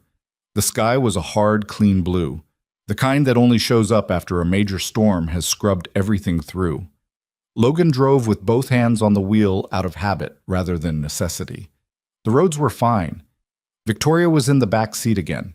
She'd moved there without comment when they reached the car, and Logan had said nothing about it because the back seat was where she'd started and the front seat had been a practical decision during the worst of the storm, and they both understood that the geometry of the return trip was different from the geometry of the trip up. That was just true. For the first 40 minutes, she worked on her phone. The signal had returned as soon as they dropped below the pass, and her screen lit up with the accumulated backlog of 2 days off the grid. He could hear the faint sound of notifications still coming in, a steady, irregular rhythm, and he drove and didn't listen. Then she put the phone down. He felt her put it down more than he saw it. The quality of the silence in the car changed slightly, the working silence becoming something else. "The Halcourt proposal," she said. "I want a formal document on my desk by end of week." Logan nodded. "I'll have it Thursday." "The structure you outlined, I've been thinking about the minority stake percentage. 40% is too high. It gives them too much visibility into the subsidiary's internal operations. 25 is cleaner, gives them the distribution access they want without the operational window." A pause. "That's what I was thinking." "I know." Another pause, shorter. "You're going to be annoying to work with now." Logan kept his eyes on the road. "I was already annoying to work with. You were invisible to work with. There's a difference." He glanced in the rearview mirror. She was looking out the window, not at him. The landscape passing, the snow-heavy trees giving way gradually to the lower slopes, the valley beginning to open up below them. "That's going to have to change," she said. She said it like she was working something out rather than announcing a decision. "The invisible part. What does that mean practically?" "It means I want you in the room for the Hargrove close, not as support staff." She paused. "As a principal." Logan looked at the road. "That's a different job description." "Yes." "I told you why I haven't—" "I know what you told me." Her voice wasn't impatient. It was the voice she used when she was moving through complexity quickly. "I'm not asking you to become a managing director. I'm asking you to be in certain rooms. The hours don't have to change. The title can come later if you want it, or not at all." A pause. "I want the thinking in the room, Logan. I don't care what we call the person doing it." He drove for a while without answering. "I'll think about it," he said. "That's all I'm asking." She picked up her phone again. He drove. The valley spread out below them, and the city appeared in the distance, gray and familiar and waiting. The Sterling Capitol building looked exactly the way it always looked. This was somehow surprising. Logan pulled to the curb at 1:10. He got out and retrieved Victoria's carry-on from the trunk. She was already on the sidewalk, phone to her ear, one finger up in the universal gesture of one moment. He set her bag down beside her. She looked at him. The phone conversation continued. Something about a call at 3, something about a document she needed pulled. Her eyes stayed on him. He nodded once. She nodded back. He got in the car and drove away. The office, the following Monday, was the office. Logan's desk was where it had always been, his monitor showing the same inbox that had been accumulating for 2 days, his chair still adjusted to the exact height he preferred. Marcus from the next desk over said, "Heard you got stuck up there. Wild." Logan said, "Yeah, it was something." Marcus said he'd heard Miss Sterling was stranded too. Logan said that was right. Marcus said with the specific tone of someone fishing, "How was that?" And Logan said fine, in a way that closed the question, and Marcus returned to his screen. The day proceeded as days proceed. Logan worked through the backlog, answered emails, started drafting the Halcourt proposal with the 25% structure. He had lunch at his desk. He attended a 2 o'clock meeting about a different acquisition that had nothing to do with any of it. Victoria was in her office. He knew because her assistant was doing the particular high-frequency shuttle of someone whose principal was back and operational after an absence, the papers and the coffee and the rapid-fire scheduling adjustments. Through the glass wall of the conference room where Logan sat in the 2 o'clock meeting, he could see the light on in her office and the silhouette of her at her desk, head down, working at the pace she always worked. It was, from the outside, entirely normal. That was, Logan told himself, exactly what it needed to be. He drove home at 6, stopped at the grocery store for milk and the specific brand of crackers Harper would eat and no other brand of crackers, picked her up from Mrs. Delgado's, made dinner, helped with homework, read to her for 20 minutes before bed, even though she was at the age where she sometimes wanted to read to herself, and he had to accept that this was good and not sad. He sat on the edge of her bed after she'd gone to sleep and looked at her face in the dark hair and the look that knows you're wrong, and felt the thing he always felt, the specific weight of loving someone this much, which never got lighter and which he had long since decided he didn't want lighter. He went to bed. He lay in the dark and thought about a mountain and a dead radiator and the real expression on a face he wasn't supposed to be thinking about. Then he went to sleep, because there was nothing useful in not sleeping. The Halcourt proposal landed on Victoria's desk Thursday morning, as promised. By Thursday afternoon, her assistant called Logan's desk to say Ms. Sterling had reviewed it and had 3 questions, and could he come up at 4? He went up at 4. Her office was on the 14th floor corner position, windows on 2 sides.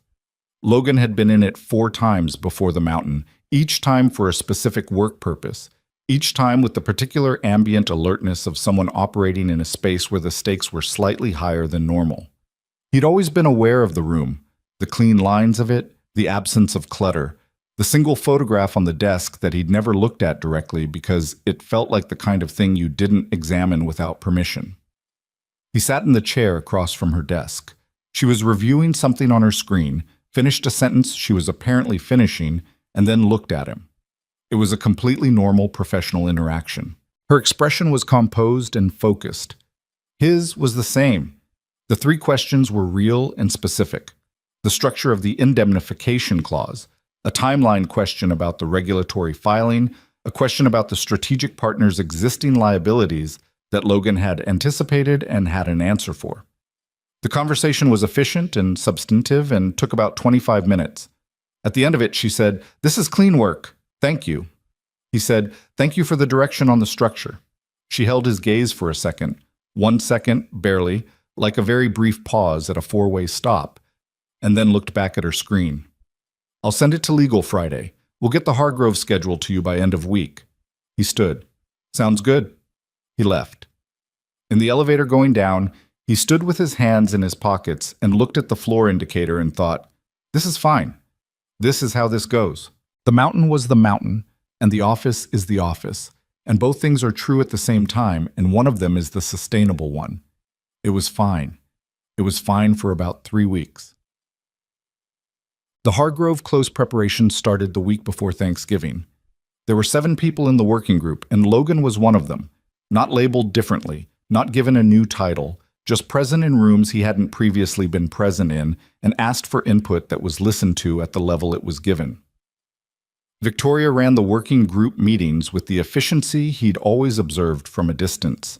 And now he was inside it, and he found that being inside it was different from watching it in the way that being inside any moving thing is different from watching it from outside. She was very good. Not just competent, genuinely, specifically gifted at the thing she was doing. She could hold 10 variables in a conversation simultaneously and track them all, and she made decisions quickly but not carelessly, and she was 3 steps ahead of the room in a way that was either energizing or exhausting depending on whether you were keeping up. Logan kept up. He knew he was keeping up because she stopped checking whether he was.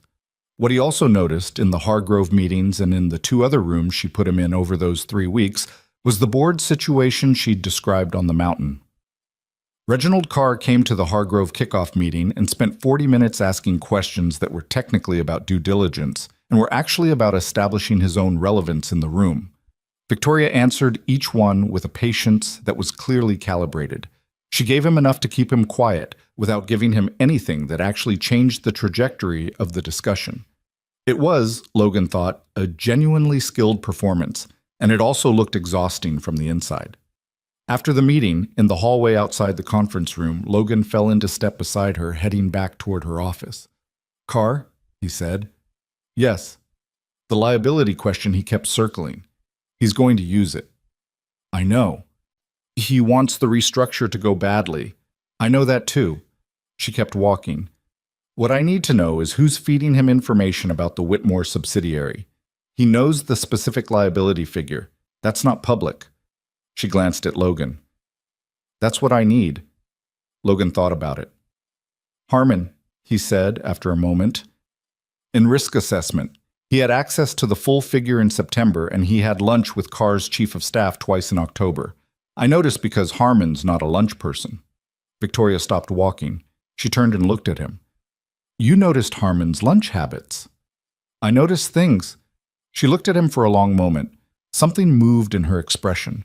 Not the mountain expression, the other one, the professional one, but with something beneath it that didn't belong entirely to the professional expression. Have you been noticing things about Carr specifically?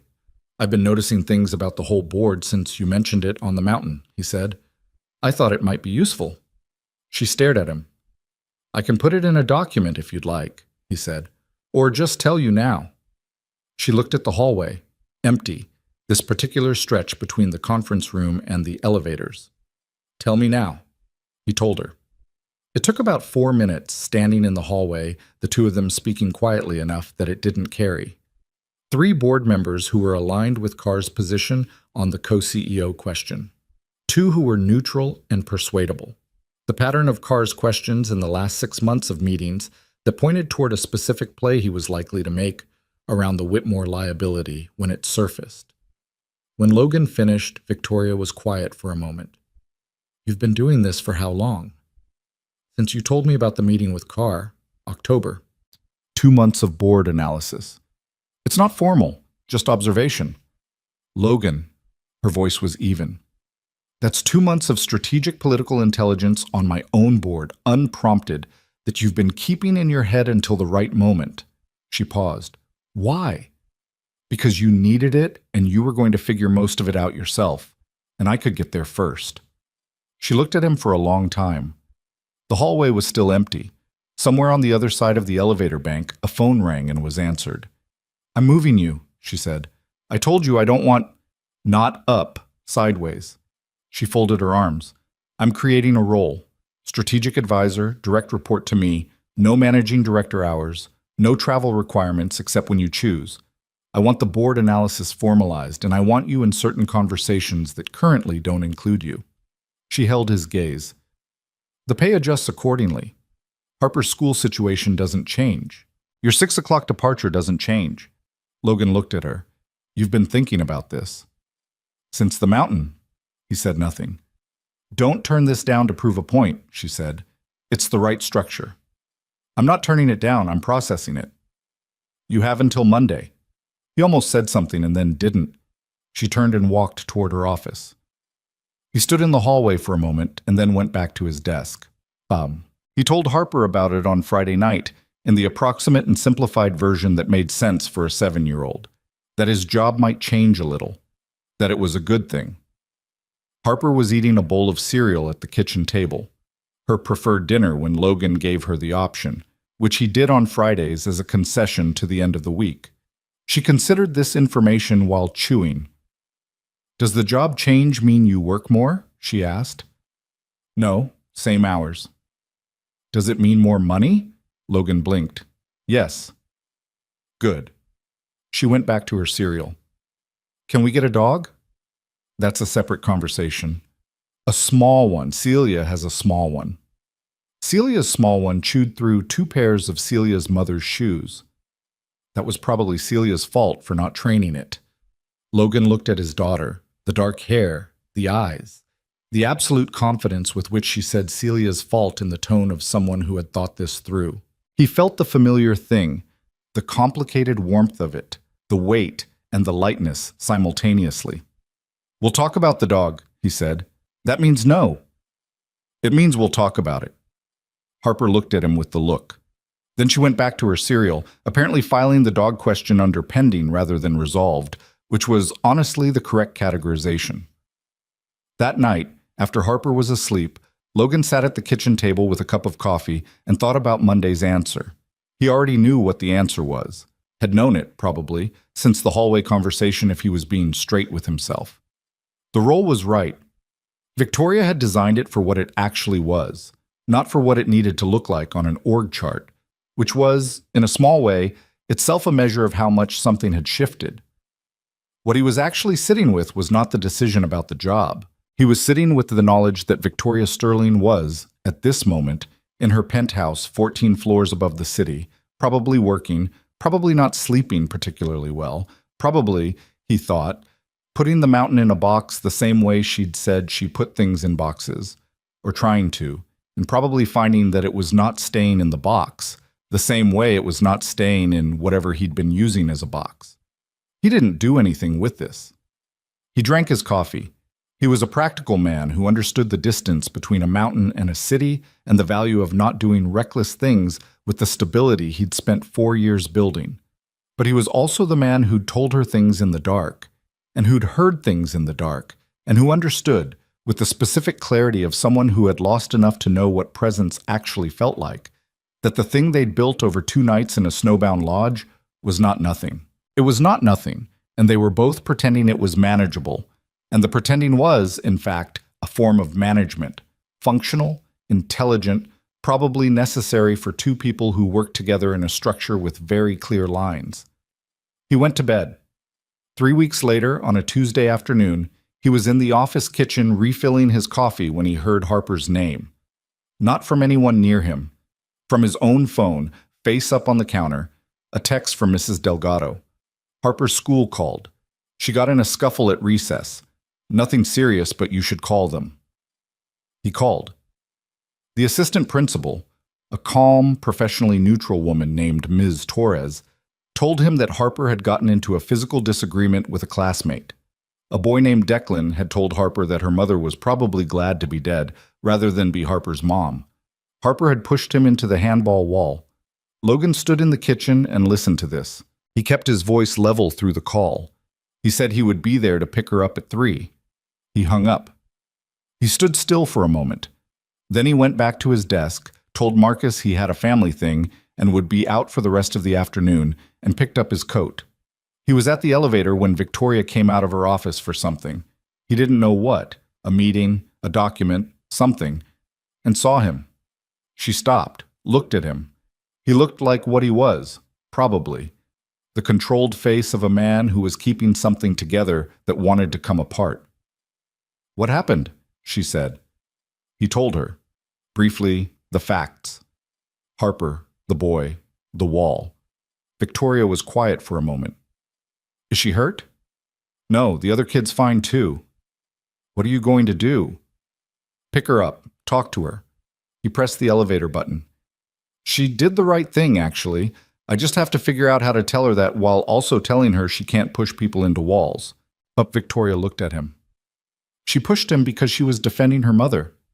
"Yes." "That's—" She stopped. Then simply, "Tell her it was brave. Tell her the wall was the wrong tool. She'll understand the difference." The elevator opened. Logan looked at her. "Thank you," he said.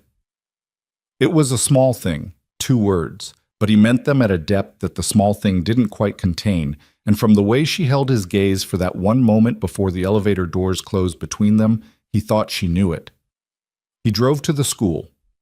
Harper was sitting outside the assistant principal's office in a small chair, her backpack on her lap, her face doing the thing it did when she was working hard not to cry, and was mostly succeeding. She looked up when Logan came around the corner. "I'm not sorry," she said. "I know," Logan said. He sat down in the chair next to her. "Tell me what he said." She told him. Her voice was steady and small and completely certain. When she finished, Logan put his arm around her and she leaned into his side with the absolute trust that still, every time, made everything else in his life feel correctly sized. "You were brave," he said. "The wall was the wrong tool." She was quiet for a second, then, "What was the right tool?" "Words first. Walk away second.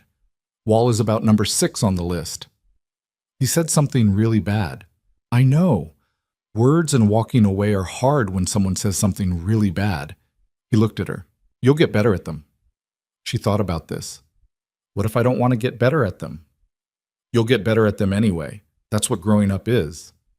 Harper made a sound of profound dissatisfaction with this answer that was so specifically entirely her that Logan felt it land somewhere deep in his chest. That sound, that face, that small, certain person leaning against his arm. They went in and spoke with Ms. Torres, who was fair and sensible, and who accepted Logan's assurance that Harper understood the policy even when the policy was hard. They left at 3:30, walked to the car, and drove home. Harper was quiet for most of the drive. Then, just before they turned onto their street, she said, "Daddy." "Yeah." "Do you think Mama would have pushed him too?" Logan kept his eyes on the road, thought about Aaron, thought about the 45-minute argument about supply chain ethics, thought about the way she'd never apologized for taking up space. "Absolutely," he said. Harper considered this. Then she looked out the window and something in her face settled. Not happy exactly, but resolved, like she'd gotten the answer she needed. Logan parked in front of the building and sat for a second with the engine off. He thought about a hallway conversation and a telephone call from a school, and 2 words said in an elevator doorway, and the fact that the mountain had been 3 weeks ago, but the things said on the mountain had not, in any meaningful sense, stayed there. He thought about a penthouse 14 floors above the city. He got out of the car and went around to Harper's door and took her hand and walked inside. Logan accepted the role on Monday, as Victoria had known he would. He sent her a single email at 8:50 in the morning that said, "I'll take the position. Thursday works for the formal conversation with HR. One condition, the title stays off the company directory for now. I don't want the politics before the work proves itself." She read it, replied with 2 words, "Agreed." Thursday. And then sat with her coffee for a moment longer than the reply required. He understood how things worked. That was still, weeks later, the part that caught her off guard most reliably. The formal HR conversation happened Thursday. The paperwork moved through the week after. By the first week of December, Logan Pierce was, on paper, strategic advisor to the CEO, and in practice he was doing what he'd apparently been doing for 2 years already, thinking 3 moves ahead and waiting for the right moment to say it out loud. The difference was that now the right moment came faster because she was asking for it. The Hargrove close happened on a Wednesday in mid-December, in a conference room on the 32nd floor with 8 people around the table, and Reginald Carr sitting in as a board observer, which Victoria had sanctioned because the alternative was giving him a reason to complain about transparency. Logan was at the far end of the table, not at the center, not performing anything. He spoke 4 times over 3 hours. Each time he spoke, the room shifted slightly. Not dramatically, not in a way that anyone could have pointed to afterward, but the direction of the discussion moved when he introduced something and didn't move back. Carr watched him. Logan didn't appear to notice.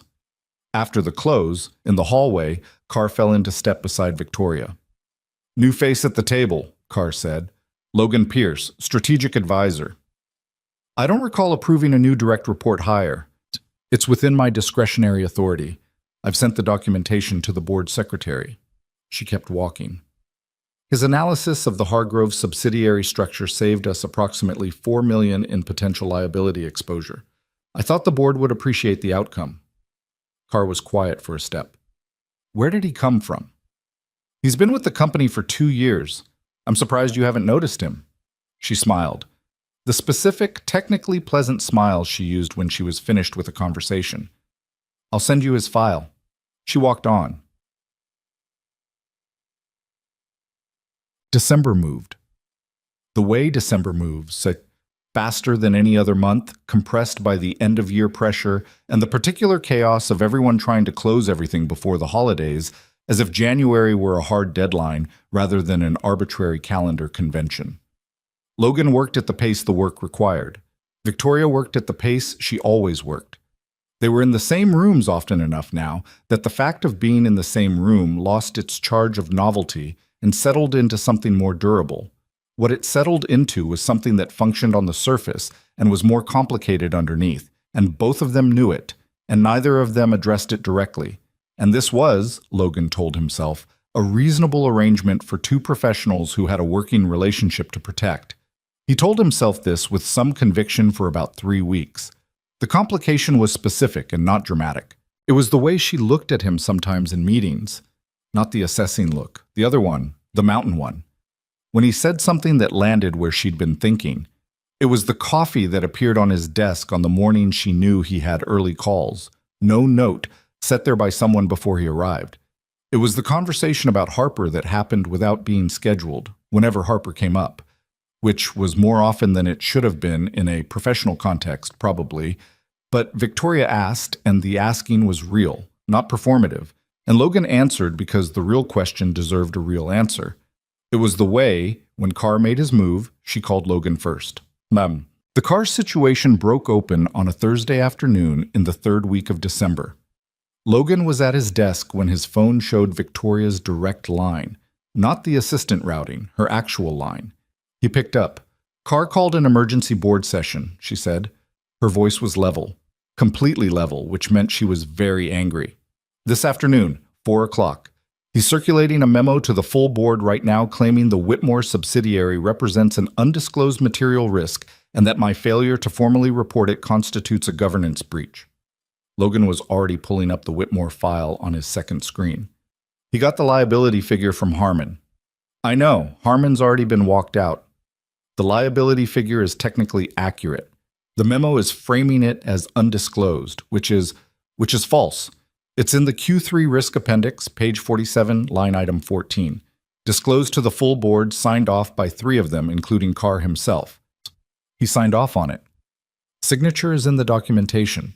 He either didn't read his own material or he's betting I don't move fast enough to get that in front of the board before 4 o'clock. Logan looked at the clock. It was 2:40. I can have a counterbrief in front of every board member by 3:15, he said. Clean, 1 page, just the signature and the page reference, and a 2-paragraph timeline of how the liability is being addressed. Don't editorialize. Let the documentation do it. A pause. That's what I was thinking. I'll start now. Send me the Q3 appendix signature page. It came through in 30 seconds. Logan worked for the next 25 minutes with the specific focus of someone who understood exactly what needed to be on the page and what needed to stay off it. 1 page. The signature, the page reference, a clear 2-paragraph account of the Halcourt restructuring plan. In progress, board sanctioned, timeline attached. No language about Carr, no language about governance. Just the facts arranged in the order that answered the question before the question could become a narrative. He sent it to Victoria at 3:14. She reviewed it for 90 seconds and sent it to the board at 3:16.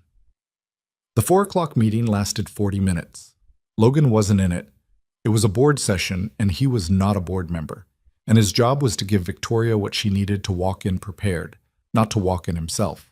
He sat at his desk and worked on other things with part of his attention and waited with the other part. She called him at 4:52. It's done, she said. How done? Carr moved to table his own motion. The board accepted the Halcourt restructuring timeline and formally cleared the disclosure question. A pause. 3 of his own allies voted against him. The ones who'd signed the Q3 appendix. They didn't enjoy being reminded that they'd signed it. Something shifted in her voice. Not satisfaction exactly, but the particular release of tension that comes after a thing you prepared for actually goes the way you prepared for it.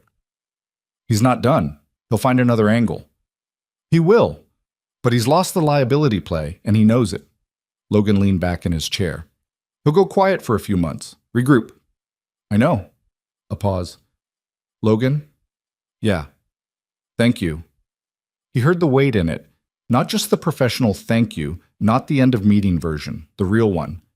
It's what I'm here for, he said. A silence. Not the working silence or the professional silence, the other kind. I'll see you tomorrow, she said. Yeah, see you tomorrow. The company closed early for the holidays on the 23rd. The office emptied out over the course of the day in the gradual way of a place that has decided collectively to stop pretending to work and go be with people. By 3 in the afternoon, most of the floor was dark, and the elevator was doing more runs than the usual end-of-day traffic. Logan finished what he was finishing, sent one last email, and shut down his screens. He put on his coat. He was in the elevator when his phone buzzed. Victoria. Are you still in the building? Logan looked at this for a moment. He. Just leaving. Why? A pause. Then, come up, 10 minutes. He got out at the lobby, stood there briefly, and then took the elevator back up to 14. Her office was one of the last lights on the floor. The assistant's desk was empty, the outer area dark. The office door was open. Victoria was standing at the window, not sitting, not working, just standing, looking out at the city in the particular way that meant she wasn't looking at the city. She turned when he came in. She was in the coat already, her bag on the desk. She'd been about to leave, same as him. Sit down, she said. He sat. She stayed standing. I've been thinking about something for 3 weeks, she said. And I'm going to say it because I'm not good at not saying things once I've decided to say them, which you probably know. I know. We work together. She said it plainly. You're a direct report. I've structured that deliberately, and I think it's the right structure for the work. I'm not confused about that. She paused. I'm also not confused about the mountain, and I'm not confused about the last 6 weeks. She looked at him. I want to know if you're confused. Logan looked at her. She was doing the thing she did, saying the thing directly, no circumnavigation, standing there in her coat in the last lit office on the floor waiting for a real answer. He thought about the kitchen at 3 a.m. and Harper asking about snow foxes, and 2 words in an elevator doorway. He thought about 4 years of a room that would always be empty and what it felt like to stop managing himself for 2 nights in a mountain lodge. No, he said, I'm not confused. Then we have a problem. We have a situation, he said. A problem is something you have to fix. A situation is something you have to navigate. She looked at him. What's the navigation? I don't know yet. He held her gaze. But I know what I'm not willing to do. Which is? Pretend the mountain didn't happen. I did that for 3 weeks and it was unconvincing. Something moved in her face. It was unconvincing on this end too. She looked at the window, then back at him. The structure matters. I'm not asking to blow up the structure. Then what are you asking? Logan stood up. He was closer to her now than the professional distance required. Not by much, but by the specific amount that meant something. I'm asking for the honest version of what this is. Not a box, not a policy. What it actually is. She looked at him for a long moment. Victoria Sterling, who made decisions faster than most people identified options, who had walked out of a boardroom today and won, who had run a billion-dollar company for 6 years and made herself into exactly what she'd decided to be. She stood in her coat in the last lit office on the floor and looked at him with the mountain expression, the real one, the one with nothing managing it. It's something I don't have experience with, she said. That's what it is. Neither do I, not anymore. He paused. The last time I let something happen I didn't plan, I ended up with Harper. That turned out all right. She stared at him. Then, that's a wildly inadequate analogy. I know, it was the best I had. And then she laughed. Actually laughed. Not the almost laugh, not the barely contained one. The real thing.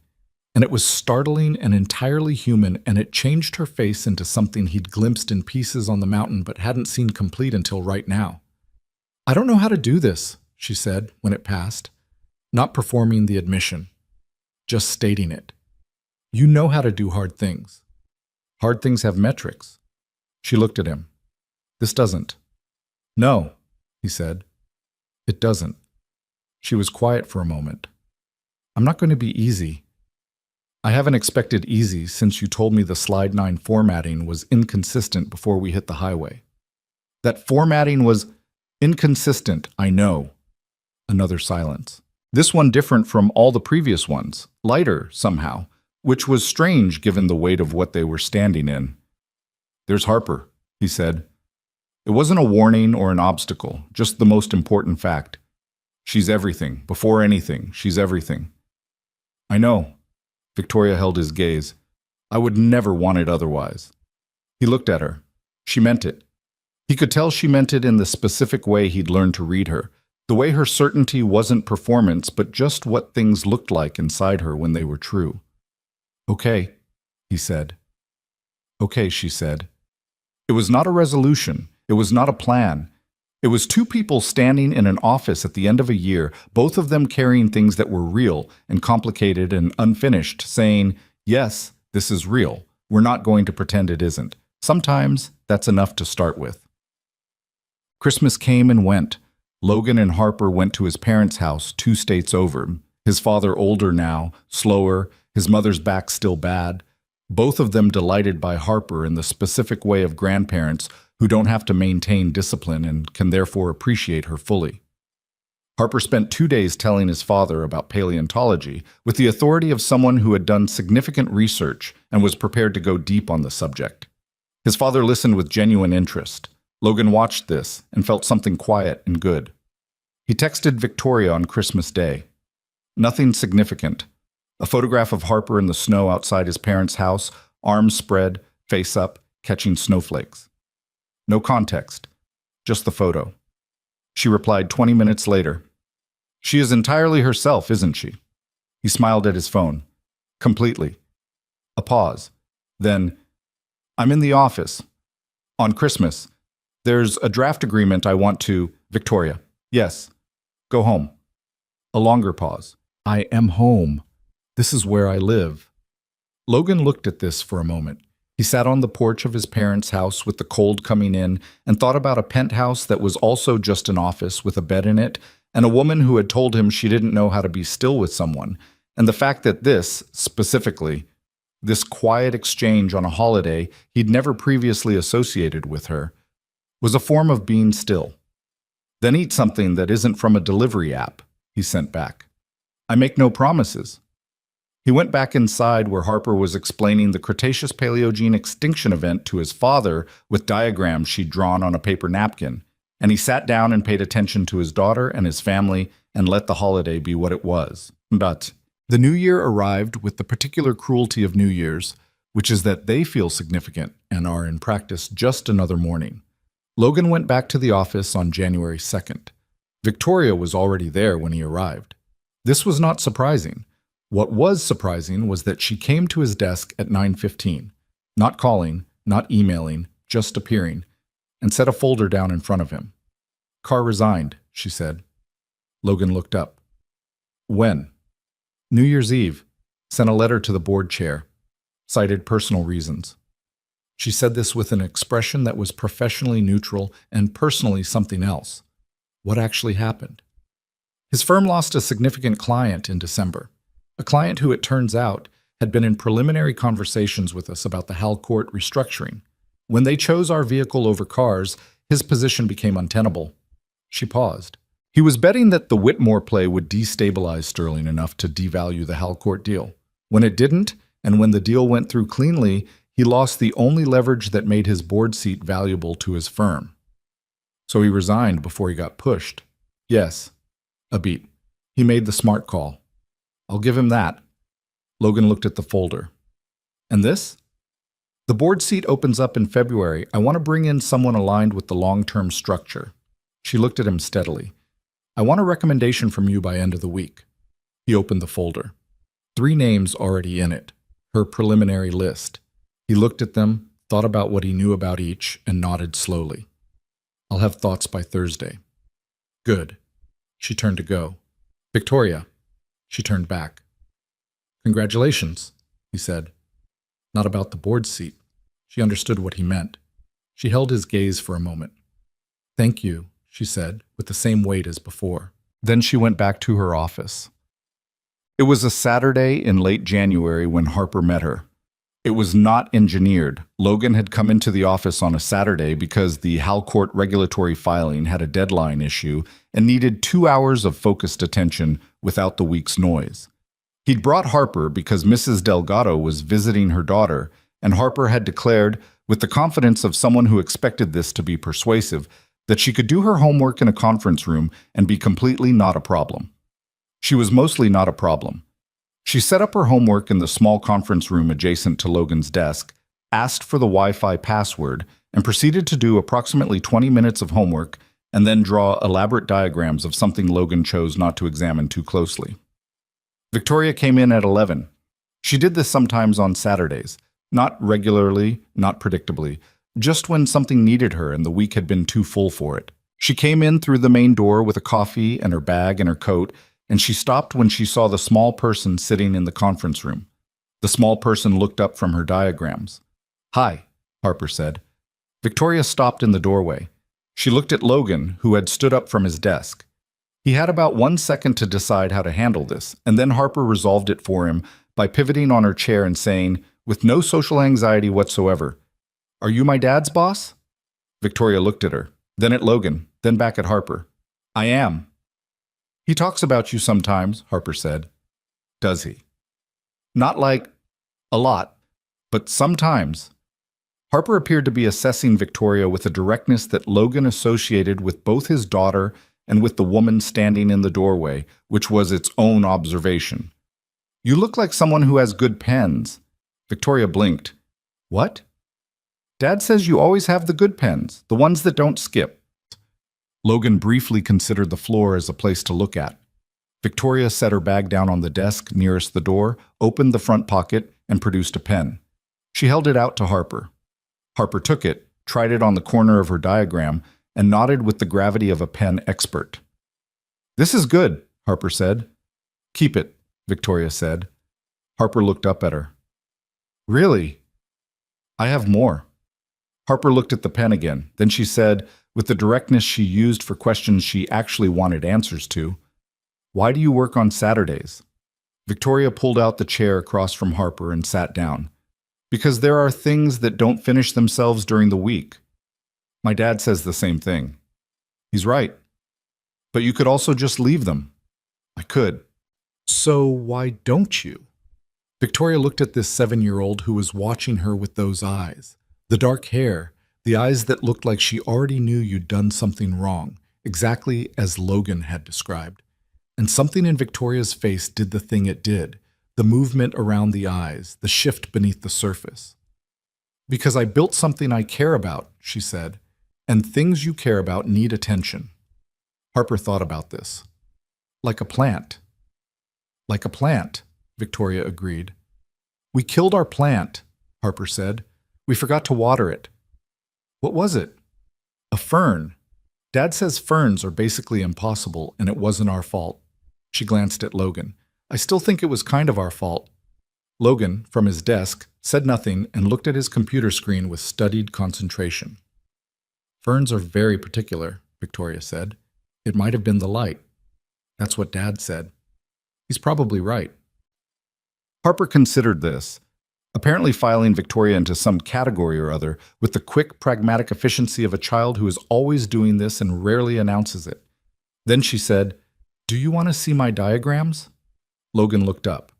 Victoria looked at the papers spread across the conference table. "What are they of?" "Ecosystems. I'm making one for a world I invented. It has snow foxes." Victoria did not look at Logan, which he appreciated. "I've heard about the snow foxes." "Did Dad tell you about them?" "He mentioned them."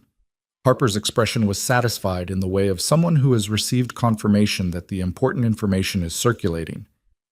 "Sit here," she said, pulling the chair beside her, not the one across, a distinction that meant something to a 7-year-old, even if most adults didn't catch it. Victoria moved to the chair Harper had indicated. Harper spread the diagrams out. Logan sat at his desk and looked at his screen and did approximately no work for the next 45 minutes, because there was something happening in the conference room that was simultaneously ordinary and entirely not. And he didn't want to look at it too directly for the same reason you don't look directly at something you don't want to jinx. He could hear Harper explaining the food chain of her invented ecosystem.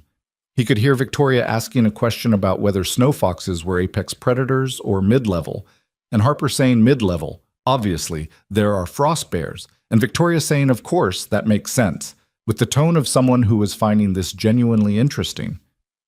He looked at the regulatory filing. He fixed the deadline issue. He sent the email. He sat back. He thought about Aaron briefly, not with grief, not with the specific sharp missing that used to be the primary shape of it, but with the quieter awareness of absence that he'd told Victoria about on the mountain, the room that would always be empty.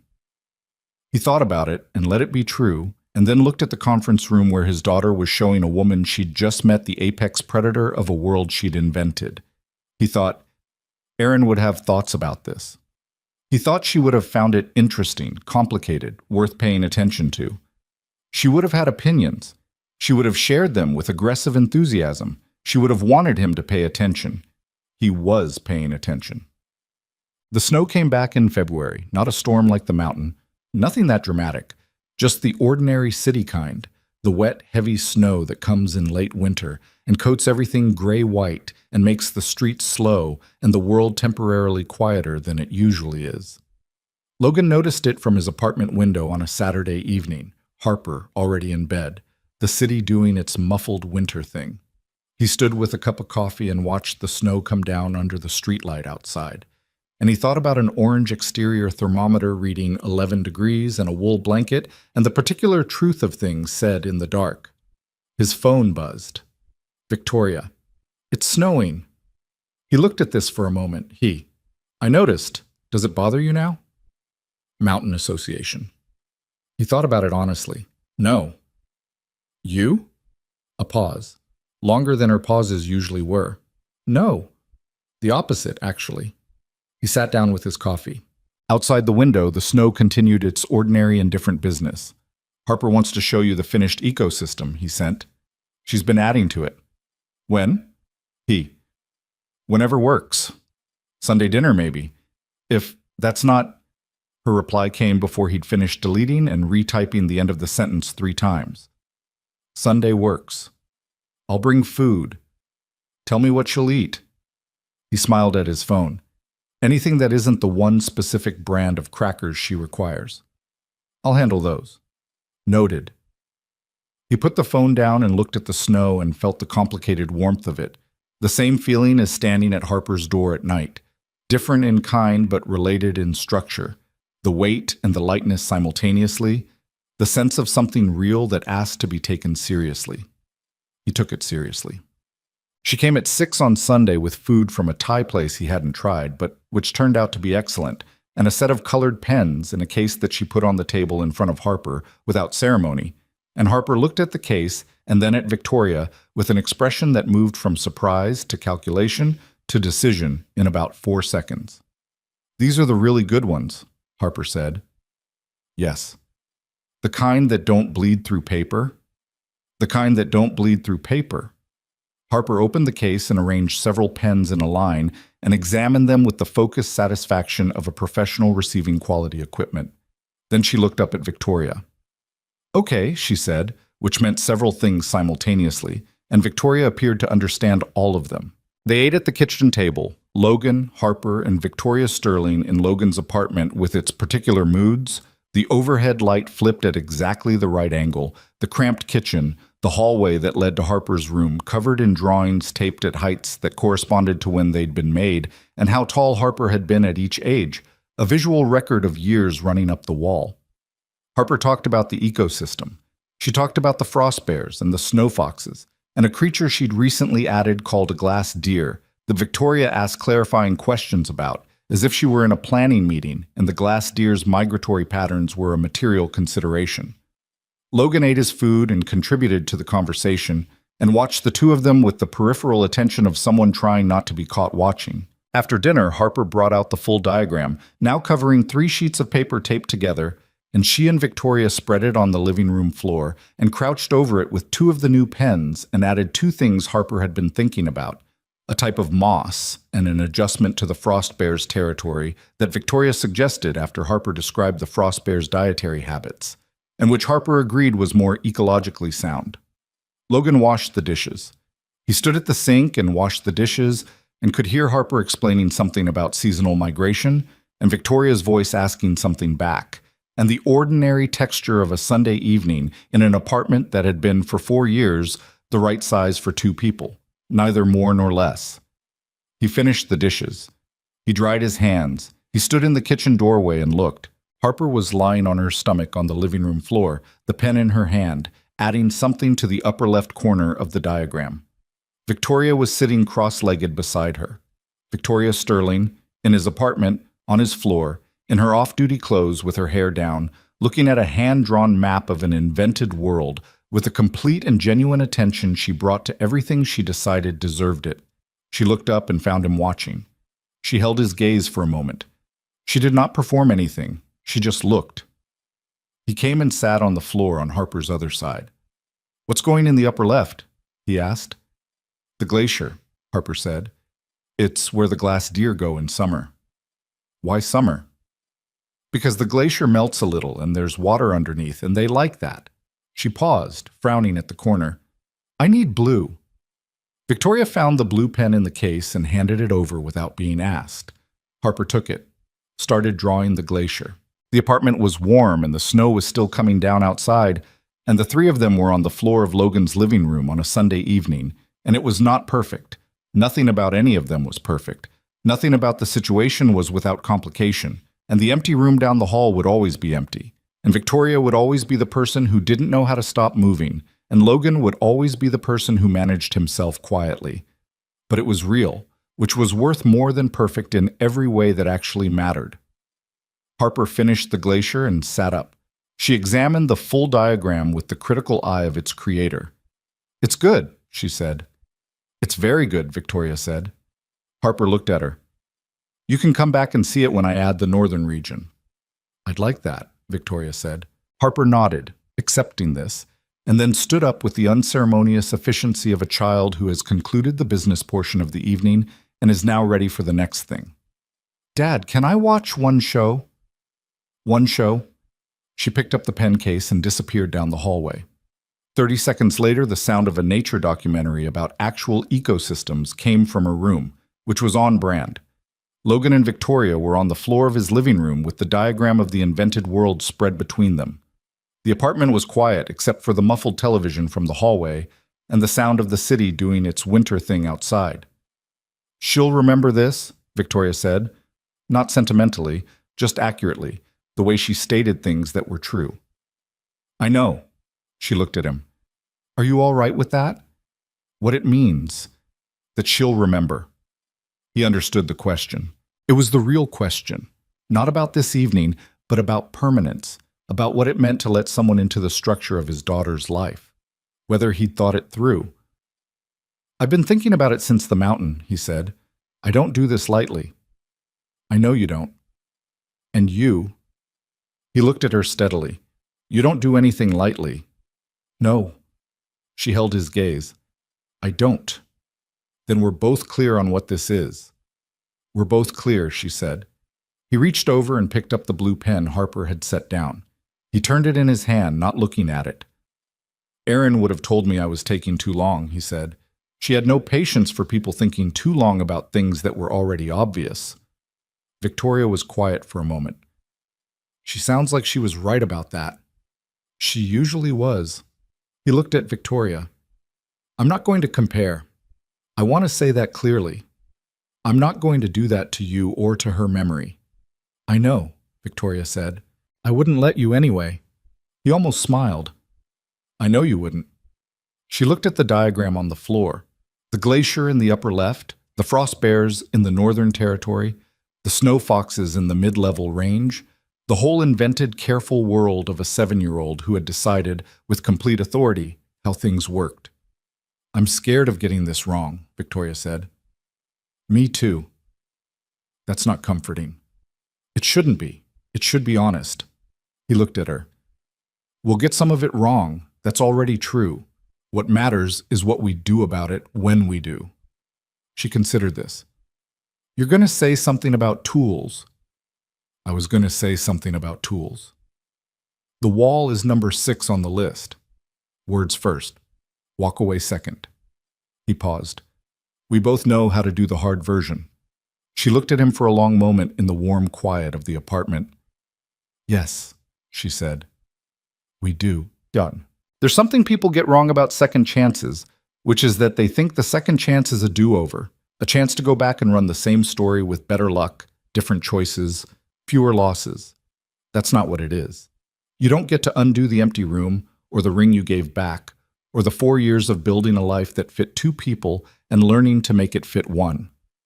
What you get is the chance to build something new with all of it still in you. The grief and the stubbornness and the management and the love that already exists and isn't going anywhere. You bring all of it into the new thing. That's not a flaw in the arrangement. That's the entire point. Logan Pierce was 32 years old, a man who had loved and lost and rebuilt and managed himself quietly through all of it, who had a daughter who believed in snow foxes and frost bears and the right pen for the job. He was not the same person he'd been at 28, and he was not going to pretend that was a tragedy. Victoria Sterling was 30 years old, a woman who had built something extraordinary out of stubbornness and precision and the specific grief of proving something to people who weren't watching anymore, who had never learned to stop moving and was just now, slowly, learning what stopping towards something felt like rather than away from it. Neither of them was easy. Neither of them was finished. Neither of them was the person the other would have designed if given a blank page. They were, instead, the people who had told each other true things in the dark while a mountain sat outside indifferent and enormous, and who had come back to the city and found that the true things had come back too. A year later, on a February evening when the snow was coming down again outside the windows of Logan's apartment, which was no longer exactly the right size for two, and would soon need to reckon with that, Harper stood at the kitchen table explaining to Victoria, in detail, why the northern region of her ecosystem required a completely new predator she'd designed, and Victoria was drawing it with the blue pen according to Harper's specifications, getting it wrong once and being corrected, getting it right the second time. Logan stood in the kitchen doorway with his coffee and watched the two of them at the table under the overhead light that only worked if you flipped the switch at exactly the right angle. He thought about a blizzard that had been indifferent to them. He thought about a road that had disappeared under 6 feet of white and taken all the easy options with it. He thought about what it looks like when something you weren't looking for finds you in the specific place where all your exits have been closed off, and you have nothing left to do but be honest. He thought, this is it, this right here. This is the thing. Not perfect, not simple, not without the empty room down the hall, or the board that would always have a new Reginald car, or the work of learning to be still. Just real, just true. Just the ongoing, complicated, generous, difficult business of being alive and letting other people be alive with you. The predator Harper had designed had 6 legs and a name she hadn't decided yet. Victoria suggested a frost stalker. Harper said, no, that's too obvious. Victoria said, you're right, too obvious. Harper said she would think about it and tell her next time.